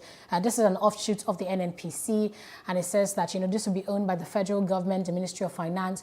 But this is also something that, is being antagonized. The Southern governor said, that it shouldn't be. The ownership of this should be in the hands of the National Sovereign Insurance and the NSIA. So I don't know what you think really about this. Are these just, why is it that we never had this, or it seemed like we never had this, and the next talk will be amendments to the PIB? So why is it? Why is this so, Mr. Zaka? Honestly, as far as I'm concerned, it is just because we are not nationalistic in our approach.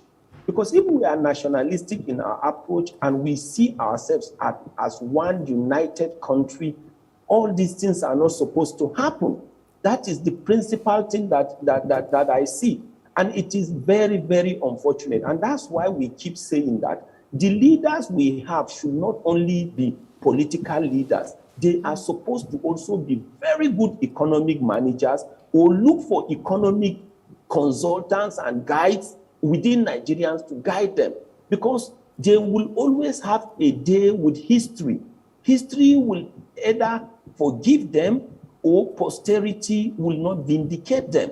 These are the things we need to know. We are here today. Nearly all of us may not be among the living in the next half a century. But the question is, what kind of legacy do we want to leave for the future generation to come? We will either be remembered for how we organize and fix the Petroleum Industry Bill or Act, or we will either be remembered people who disorganize and derail everything that has to do with the oil and gas industry. All right, Bala Zaka, we would have to wrap up here. We're completely out of time. But thank you very much for all the knowledge you've shared with us today, and thanks for being a part of the discussion. Thank you, Mr. Zaka. Have a great day. Thank you very much. Thank you, thank you, thank you. All right, and this is where we would be saying goodbye on a Wednesday morning. You remember to always catch up on these discussions on our social media platforms. It's simply at PlusTvAfrica on Facebook, Instagram, and our YouTube channel. Pretty much the same thing, at PlusTvAfrica and PlusTvAfrica Lifestyle. I am Osaugi Ogbawa. And I am Anetta Felix, saying bye-bye.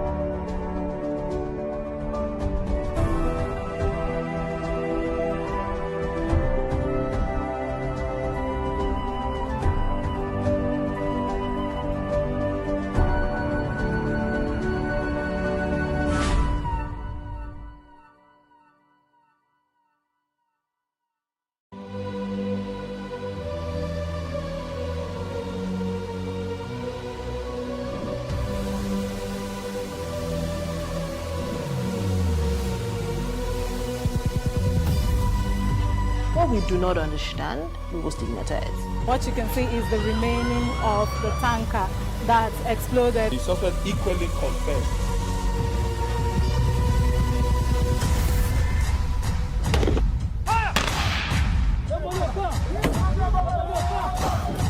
$500 they they collect them. If you don't talk, they go beat you. Now do other buy when they pay.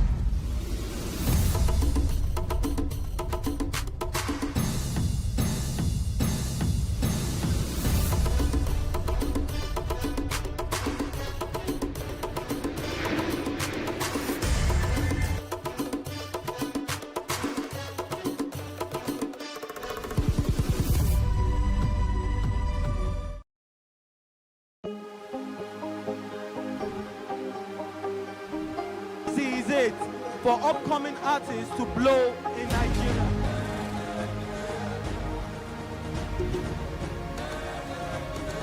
Welcome to Plus Trending. I am Booking November, your host, saying thank you for joining us on today's episode. Welcome back. It's tea time on PlusTvAfrica. Practice makes perfect. I'm not perfect yet, but I'm a lot better than I used to be. He's a king. He's entitled to marry 100 if he wants to.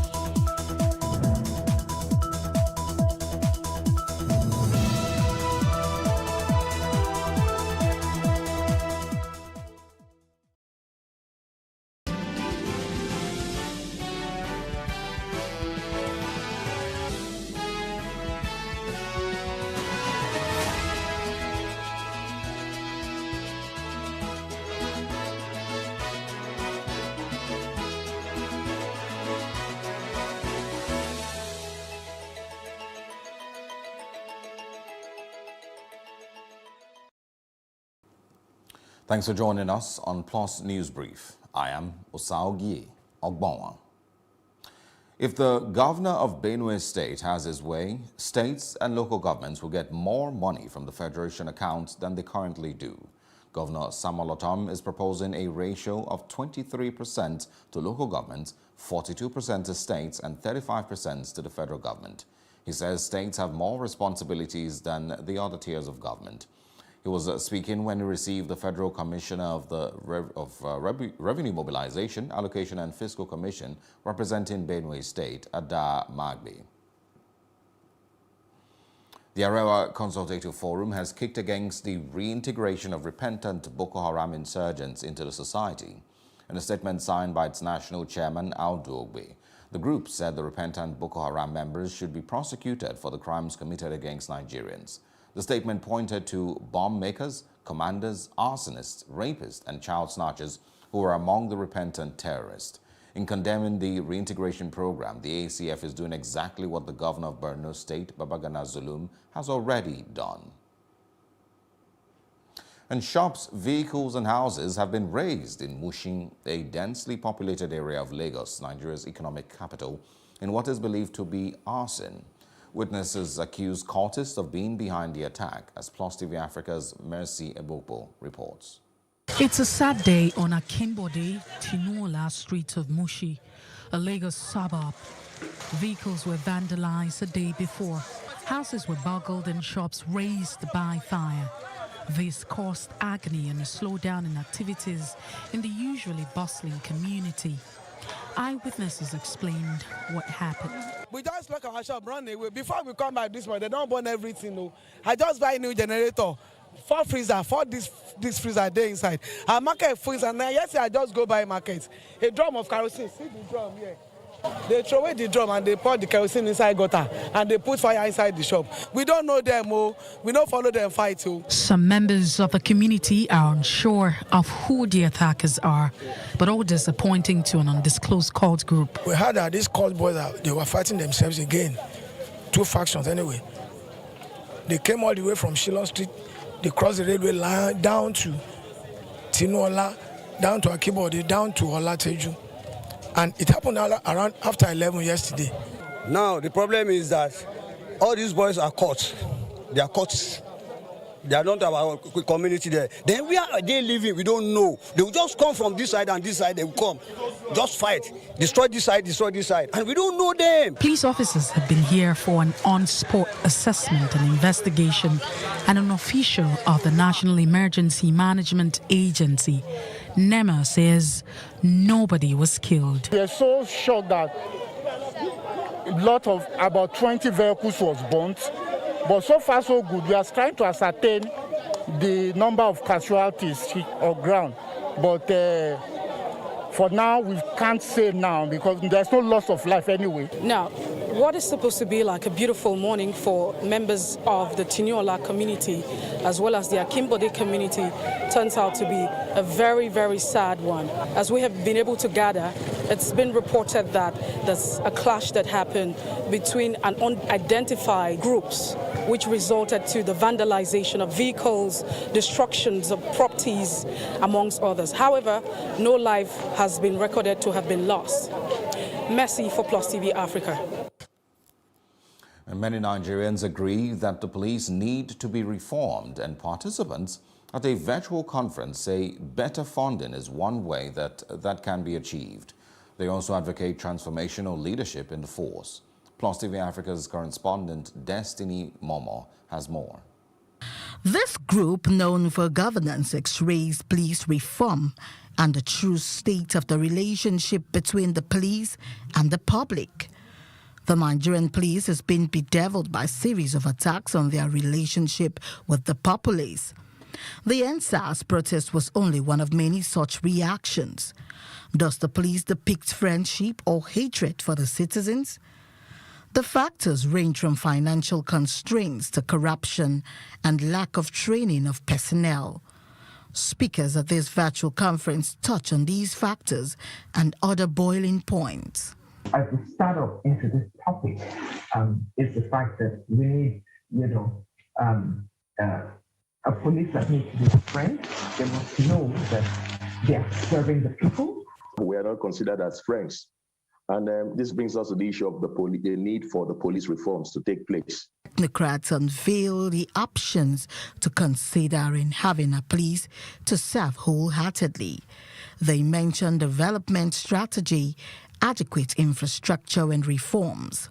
My institution, and one thing I've seen played out and still playing out is the fact that whoever violates or infracts the law, it's always dealt with based on the mechanism of structure in place in my system. The system has an inbuilt self-check mechanism in most security agencies. I've worked in the security department in Nigeria I traveled for over 10 years now. Justice Okoje believes law cases should be given rapt attention for people not to rot in jail. Also, monitoring of judges should be considered, as Adebi Mike suggests that the police also needs to play down on the use of force, but add service. There's so many cases that are coming. And if you're not managing the cases well, like, okay, these new cases, put them aside, finish the old ones. You understand? You will just find yourself in a quagmire. The relationship will not be a forceful one, even though it's a law enforcement agent, but it's a service. The nation seems to gloss over obvious infractions that embolden the police officers to engage in criminality. They ask questions like why police officers are allowed to go around in unmarked vehicles. They cover their number plates as they patrol. Police Trust Fund and community policing are perhaps some solution options. The 36 states of Nigeria are set for a showdown with the federal government over money. They've all filed a suit at the Supreme Court on the status of recovered funds and failure to remit same to the Federation account. The suit is instituted against the Attorney General of the Federation, Abubakar Malami, and the states Abubakar Malami and the states want all proceeds from confiscated, forfeited, or recovered assets to be remitted into the Federation account for the collective benefit of the federal, state, and local government. And this is coming just days after the River State government won a suit stopping the federal government from receiving value-added tax generated in the state. Still in the news, President Muhammadu Buhari will meet with security chiefs on Thursday to review the state of security in Nigeria. A press release from the presidency states that Buhari will be brought up to speed on development while he was away in the United Kingdom. A strategy to bring an end to insecurity will also be formulated. The meeting is coming as tens of Boko Haram members come out to denounce the group and ask for forgiveness. Nigeria has recorded 357 new cases of coronavirus in the last 24 hours, with Rivers having the most number of infections. Data from the Nigeria Center for Disease Control shows the state 170 new infections were reported in River State, placing it ahead of 11 other states and the Federal Capital Territory. The 357 count is a decrease from the 584 recorded on Monday. The total number of confirmed cases now stands at 183,441, with more than 167,000 recoveries and 2,229 deaths. And Enugu State has finalized arrangements for the storage, management, and movement of its second batch of COVID vaccines, according to the Executive Secretary of the state's Primary Healthcare Development Agency, Dr. George Ugu. All that is left is to receive the vaccine. Part of the facilities put in place are cold chain freezers, which can chill up to minus 50 degrees Celsius. In addition, the state is investing in the retraining of vaccination workers in local governments. Dr. Ugu says the government wants to ensure nothing is left to chance. You used to watch a news brief on PlusTvAfrica. The death toll from cholera infections across the country currently stands at 1,178, and that's according to the Director General of the Nigeria Center for Disease Control, Chikwe Ihekwazu. The deaths are from a total of 37,819 suspected cases of the disease recorded in 23 states and the FCT. Bauchi, Niger, Zamfara, and Katsina account for more than 70 of the new cases in the last 2 weeks. And the NSCDC in Ondo State has arrested a 29-year-old man, Oke Adebomi, for allegedly raping a 4-year-old girl at Oshinle area of Akure. The suspect was arrested by the Anti-Human Trafficking, Illegal Migration and Gender-Based Unit of the Command. Parading the suspect and 3 others at the command, the state commandant of the NSCDC, Hamid Abodurin, said his men acted professionally by saving the suspect, who was almost killed by an angry mob. He lamented the rising cases of defilement, rape, gender-based violence, amongst others, despite the continuous sensitization against such inhuman practices. The first one, Oke Adebomi, who went and raped or defied a 4-year-old girl. The mother was not around. He lured her into his room and had sex with her. And when the mother came, the mother was looking for the daughter and she was calling her, only for her to discover that the girl came out of the suspect's room. And she made inquiries. She took the girl to her room and she checked her very well. And she said she saw sperm around her private parts. Meanwhile, the Ondo State government has banned the activities of the Association of Tippers and Quarry Owners of Nigeria in the state. This followed increase in the price of sharp sand from 25,000 naira to 60,000 naira per load of a 10-tire truck across the state. The Senior Special Assistant to the Governor on Special Duties and Strategy, Dr. Doyin Odebowale, decried the high rate of extortion by the sharp sand dealers in the state. Odebowale directed sharp sand dealers to revert to the old price or be ready to leave the state. He adds that government would no longer condone the sharp practices and would not hesitate to arrest any erring members.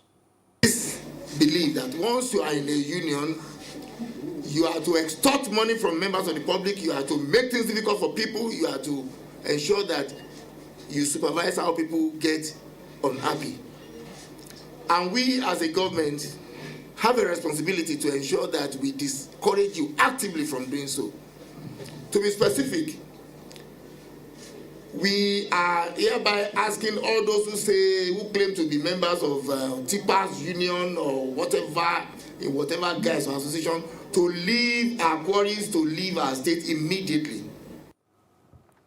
Young African Leaders Initiative alumni under the umbrella of Public Affairs Section of the United States Consulate General, Lagos, gathered to discuss result-oriented means to carry out their project in different sectors and communities for Nigeria's development. Jacinta Obuku has more.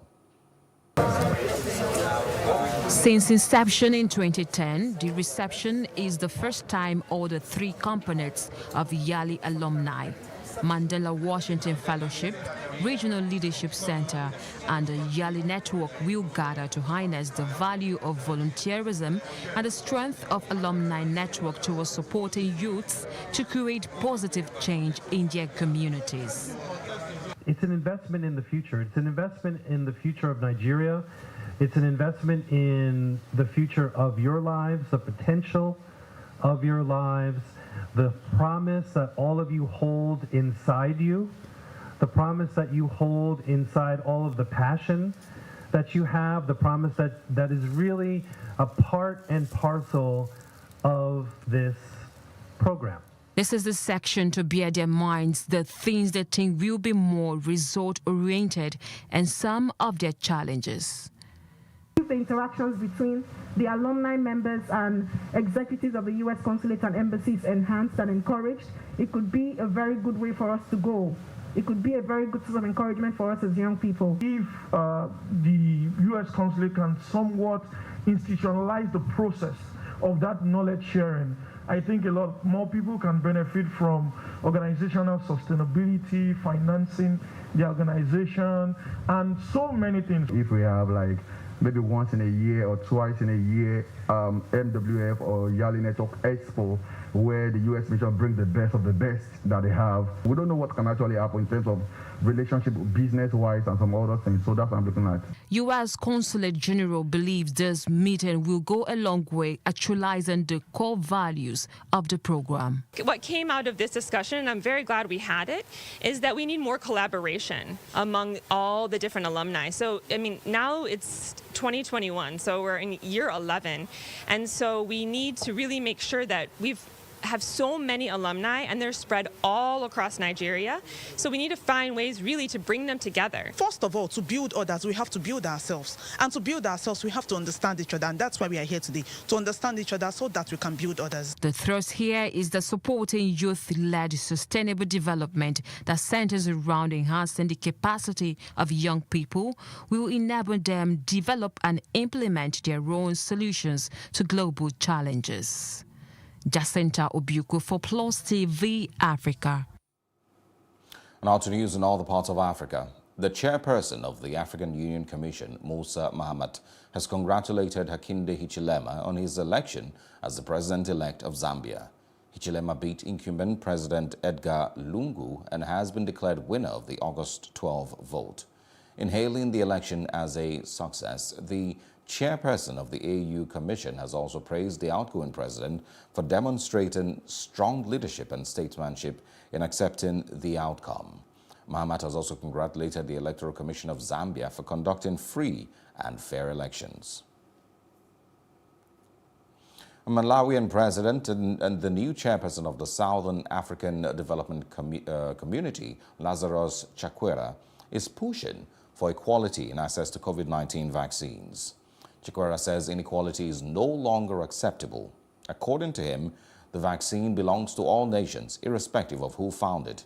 He has also praised Zambia for overseeing a peaceful transition of power.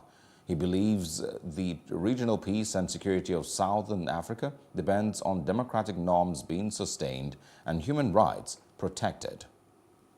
The inequalities and disparities we are seeing in the distribution and production of COVID-19 vaccines are symptomatic of an old geopolitical framework that is no longer working, no longer sustainable, and no longer acceptable. So the time has come for us to insist that a vaccine that preserves and sustains a person's basic right to life belongs to all nations, no matter who discovered it.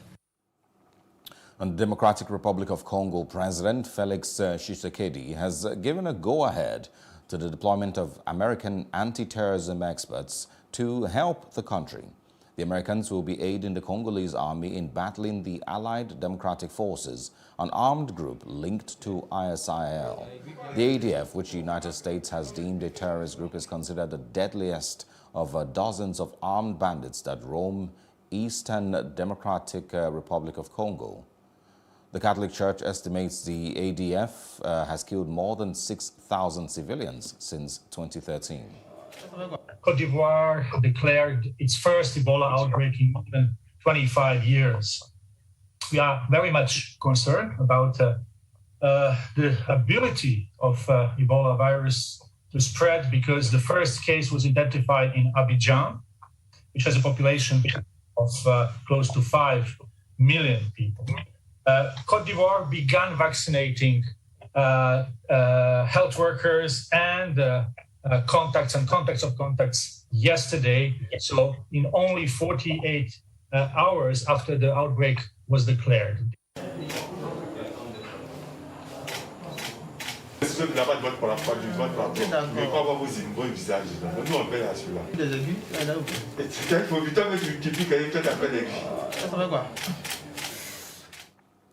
Apologize for that mix-up. And now to stories outside Africa.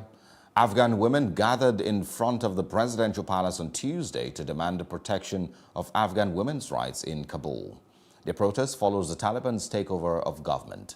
The leaders of the Taliban have already assured that women's rights will be protected and that Afghanistan will not be used as a terror haven. And at least 1,941 people are known to have died in Haiti in Saturday's powerful earthquake. Nearly 10,000 others have been injured, and many are still missing after the 7.2 magnitude tremor. And if that isn't bad enough, rescue work has been hampered by heavy rains brought this week by Tropical Storm Grace.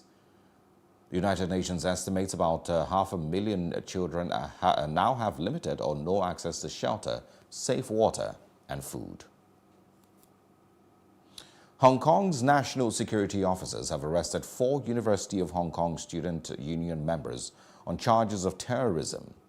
Police Force Senior Superintendent Steve Lee told the media the students, aged 18 to 20, were detained under the national security law over a motion to pay tribute to a man who stabbed a police officer last month.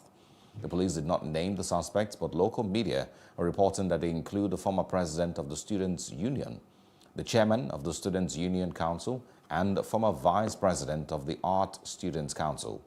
The university's student paper, Undergrad, reported that 3 other students have been taken to police station to help with the investigation. And to business news now, the Central Bank of Nigeria has warned that abusers of Naira notes will be prosecuted. The warning was necessitated by the activities of some people who flagrantly abuse it at social functions. Mishandling, defacing, and hawking Naira notes at social events are in violation of monetary policies. The bank disclosed this in a statement issued on Tuesday by the Acting Director, Corporate Communications, Osita Wanisubi. To sports news now, the draw for the 2021 Africa Cup of Nations, Afghan, holds on Tuesday at the Palais de Congrès in Yaoundé, Cameroon. CAF has scheduled the opening match to be played at the newly built Olembe Stadium in Yaoundé, which has a capacity of 60,000. placed in Pot 1. Gennett Raw's men are short to avoid host Cameroon, defending champions Algeria and Tunisia, Senegal and Morocco in the group stage. And that's the news brief. For more, please follow us at PlusTvAfrica on Facebook and Instagram. And do subscribe to our YouTube channel at PlusTvAfrica and PlusTvAfrica Lifestyle. I am Osaugie Ogbawa. Thanks for watching.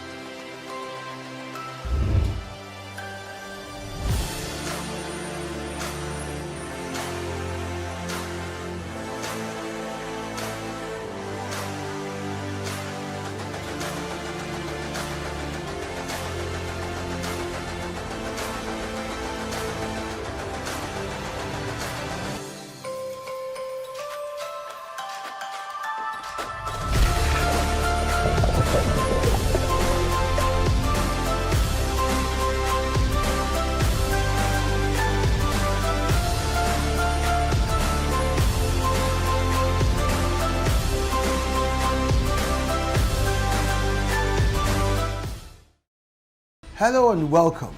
It's Nimasa This Week, the voice of maritime.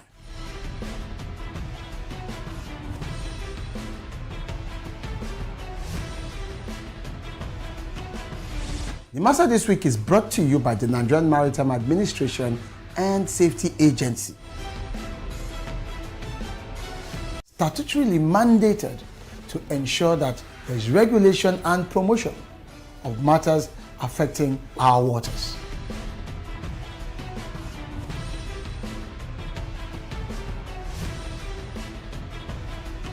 NIMASA bears responsibility for search and rescue, shipping development, and ship registration.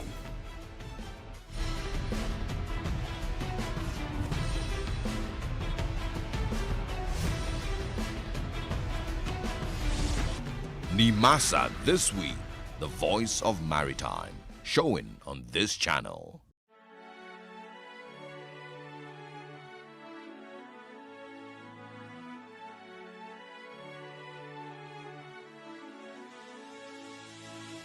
It is engagement we need to have. Those who suffer miscarriages are never taken into account. Members of the National Assembly are also influence peddlers. You are sitting on Nigerians' money. From the Babin, I pay my rent. On the Babin, I send my children to school. A consultative engagement. No any tangible notification before they ban us. It's one thing for people to be at your back and the heat of the moment, and another thing for them to still be with you when push comes to shove. I will do everything to take Lagos out of the national grid.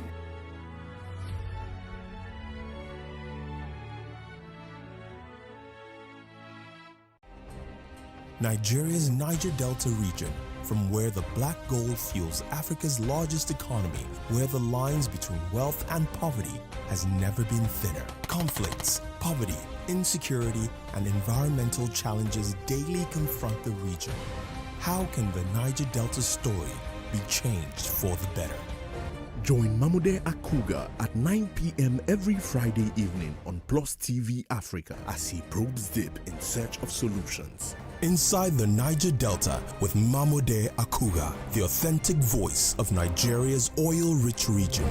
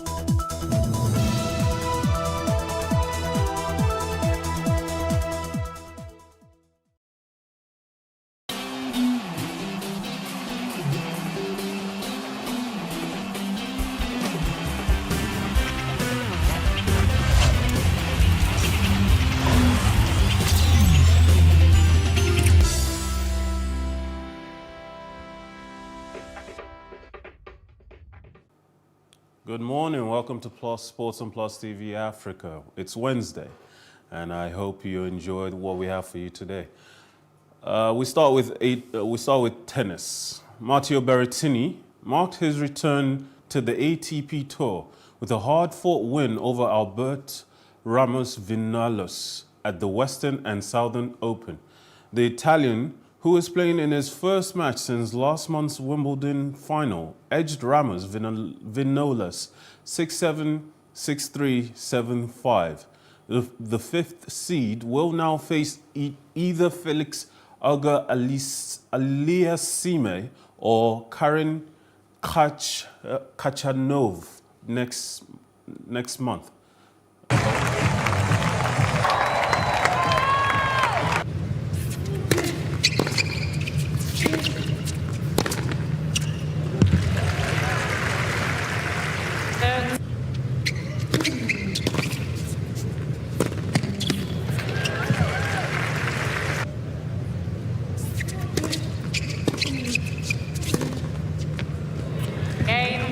Ramos Vinolas.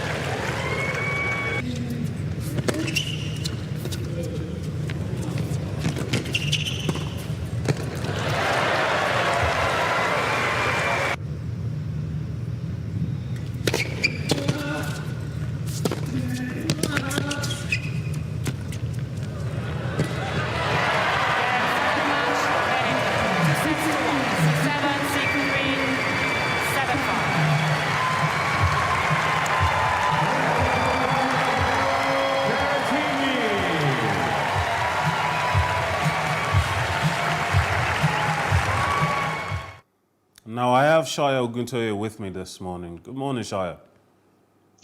Beautiful morning to you, Mukayo. Thank you for joining me. Tennis is always fun to watch, and when you get to watch a really amazing player as Berrettini, you get to enjoy an amazing afternoon of comfort and delight. What do you think about this latest victory? He sits above even Roger Federer in the top 10 ATP world ranking. He keeps growing, Absolutely. and he's one of the future to watch for. I totally agree with you on that. If you look at the set plays, the serves are very powerful, strong ones, and he has something in him. He's trickish, very, very trickish. You know, you never can tell where the game is coming to. He pretends to go this way and he sways it the other way around. So I think, like you said, he's even ahead of Roger. So he's an enterprising player. I love those points he actually won. He's the highest ranked Italian. He must be bringing a lot of pride for his nation.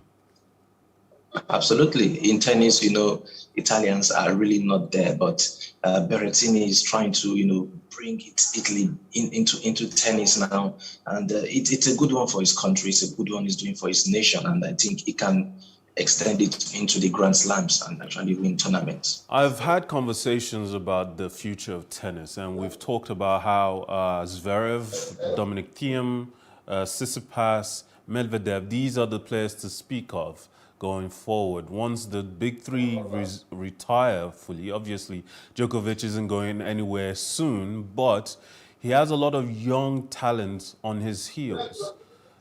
Do you think? Yes, Do you think? Sorry. Where do you think Berrettini will rank when it's all said and done amongst these young, talented tennis players?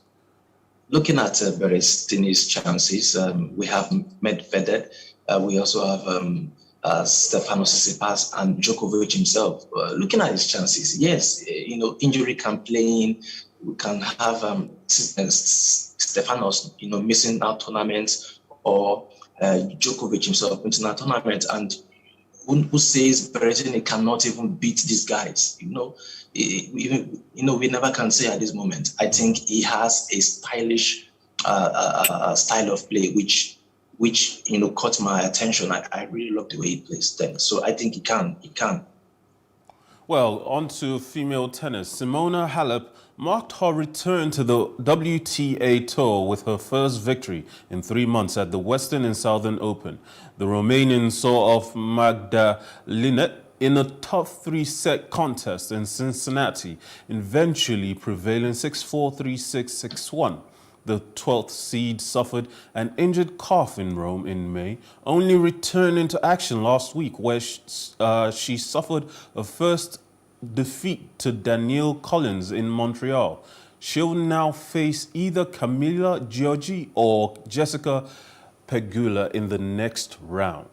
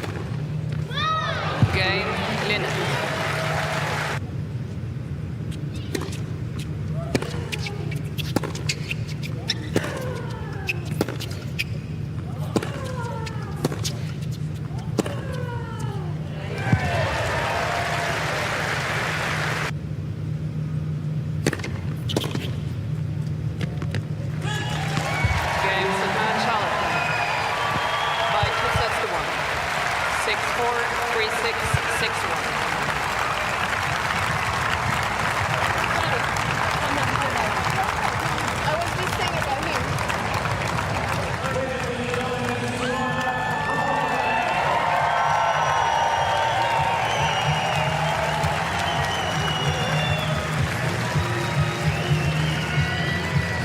We are going to hear from Simona in just a couple of minutes. Courtside interview with the Romanian, and we'll get some autographed tennis balls. In the meantime, Shia, gone are the days where watching tennis, you did so mostly for the laughter and the giggles that comes from hearing the groans and moans.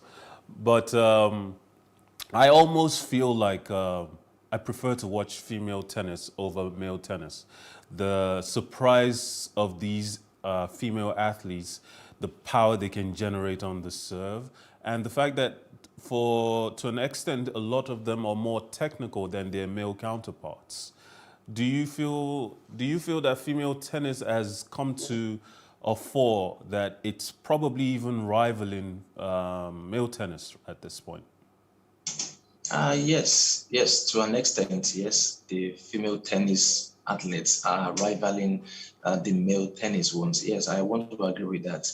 And I want to say this also, the future of the female tennis is in good hands. Halep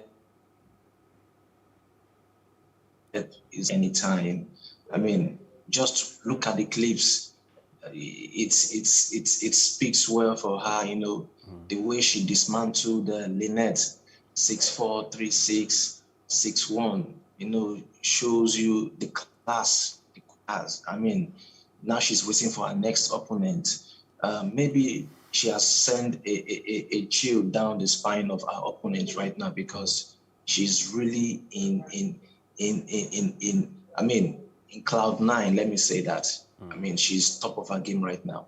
But then when it comes to female tennis, unlike male tennis, there isn't really, at least for the last few years, there was a time when Sharapova was really up there with Serena, and we could say these were the top two. But right now in female tennis, there doesn't seem to be anyone we can point to. Serena is much older. She's still at the very top of her game, but you know, everyone's expecting it's just a matter of time. With male tennis, we look forward to these Zverev, Medvedev, and the likes, who will one day take over. But is there anyone that is going to be as dominant in the game of female tennis as Serena has been going forward? Yes, there's a name you missed out, Naomi Osaka. The Japanese, she's a wonderful tennis player. I think Halep will find it difficult against her whenever they cross paths. But it's a name you shouldn't even forget to omit. I mean, Naomi Osaka, any day, anytime. She beats Serena silly these days. She beats she beats anybody that comes her way. She gets grand slams like as if it's that easy. So she's one that can rival in terms of looking at the male counterpart now. She can actually rival what the other male counterparts have done. Well, with Coco Gauff also in the mix, really, you think Naomi Osaka is the #1 prospect for the future? Absolutely, undoubtedly, she is #1 in tennis as it speaks. Even with her mental issues right now, and I'd say that respectfully, there's always a possibility that she might even quit tennis if the pressure becomes overwhelming. Well, it's a two-way thing. Naomi might actually see this as a medium to, boost her morale. It can also dampen her morale. So it's a two-way thing. She should actually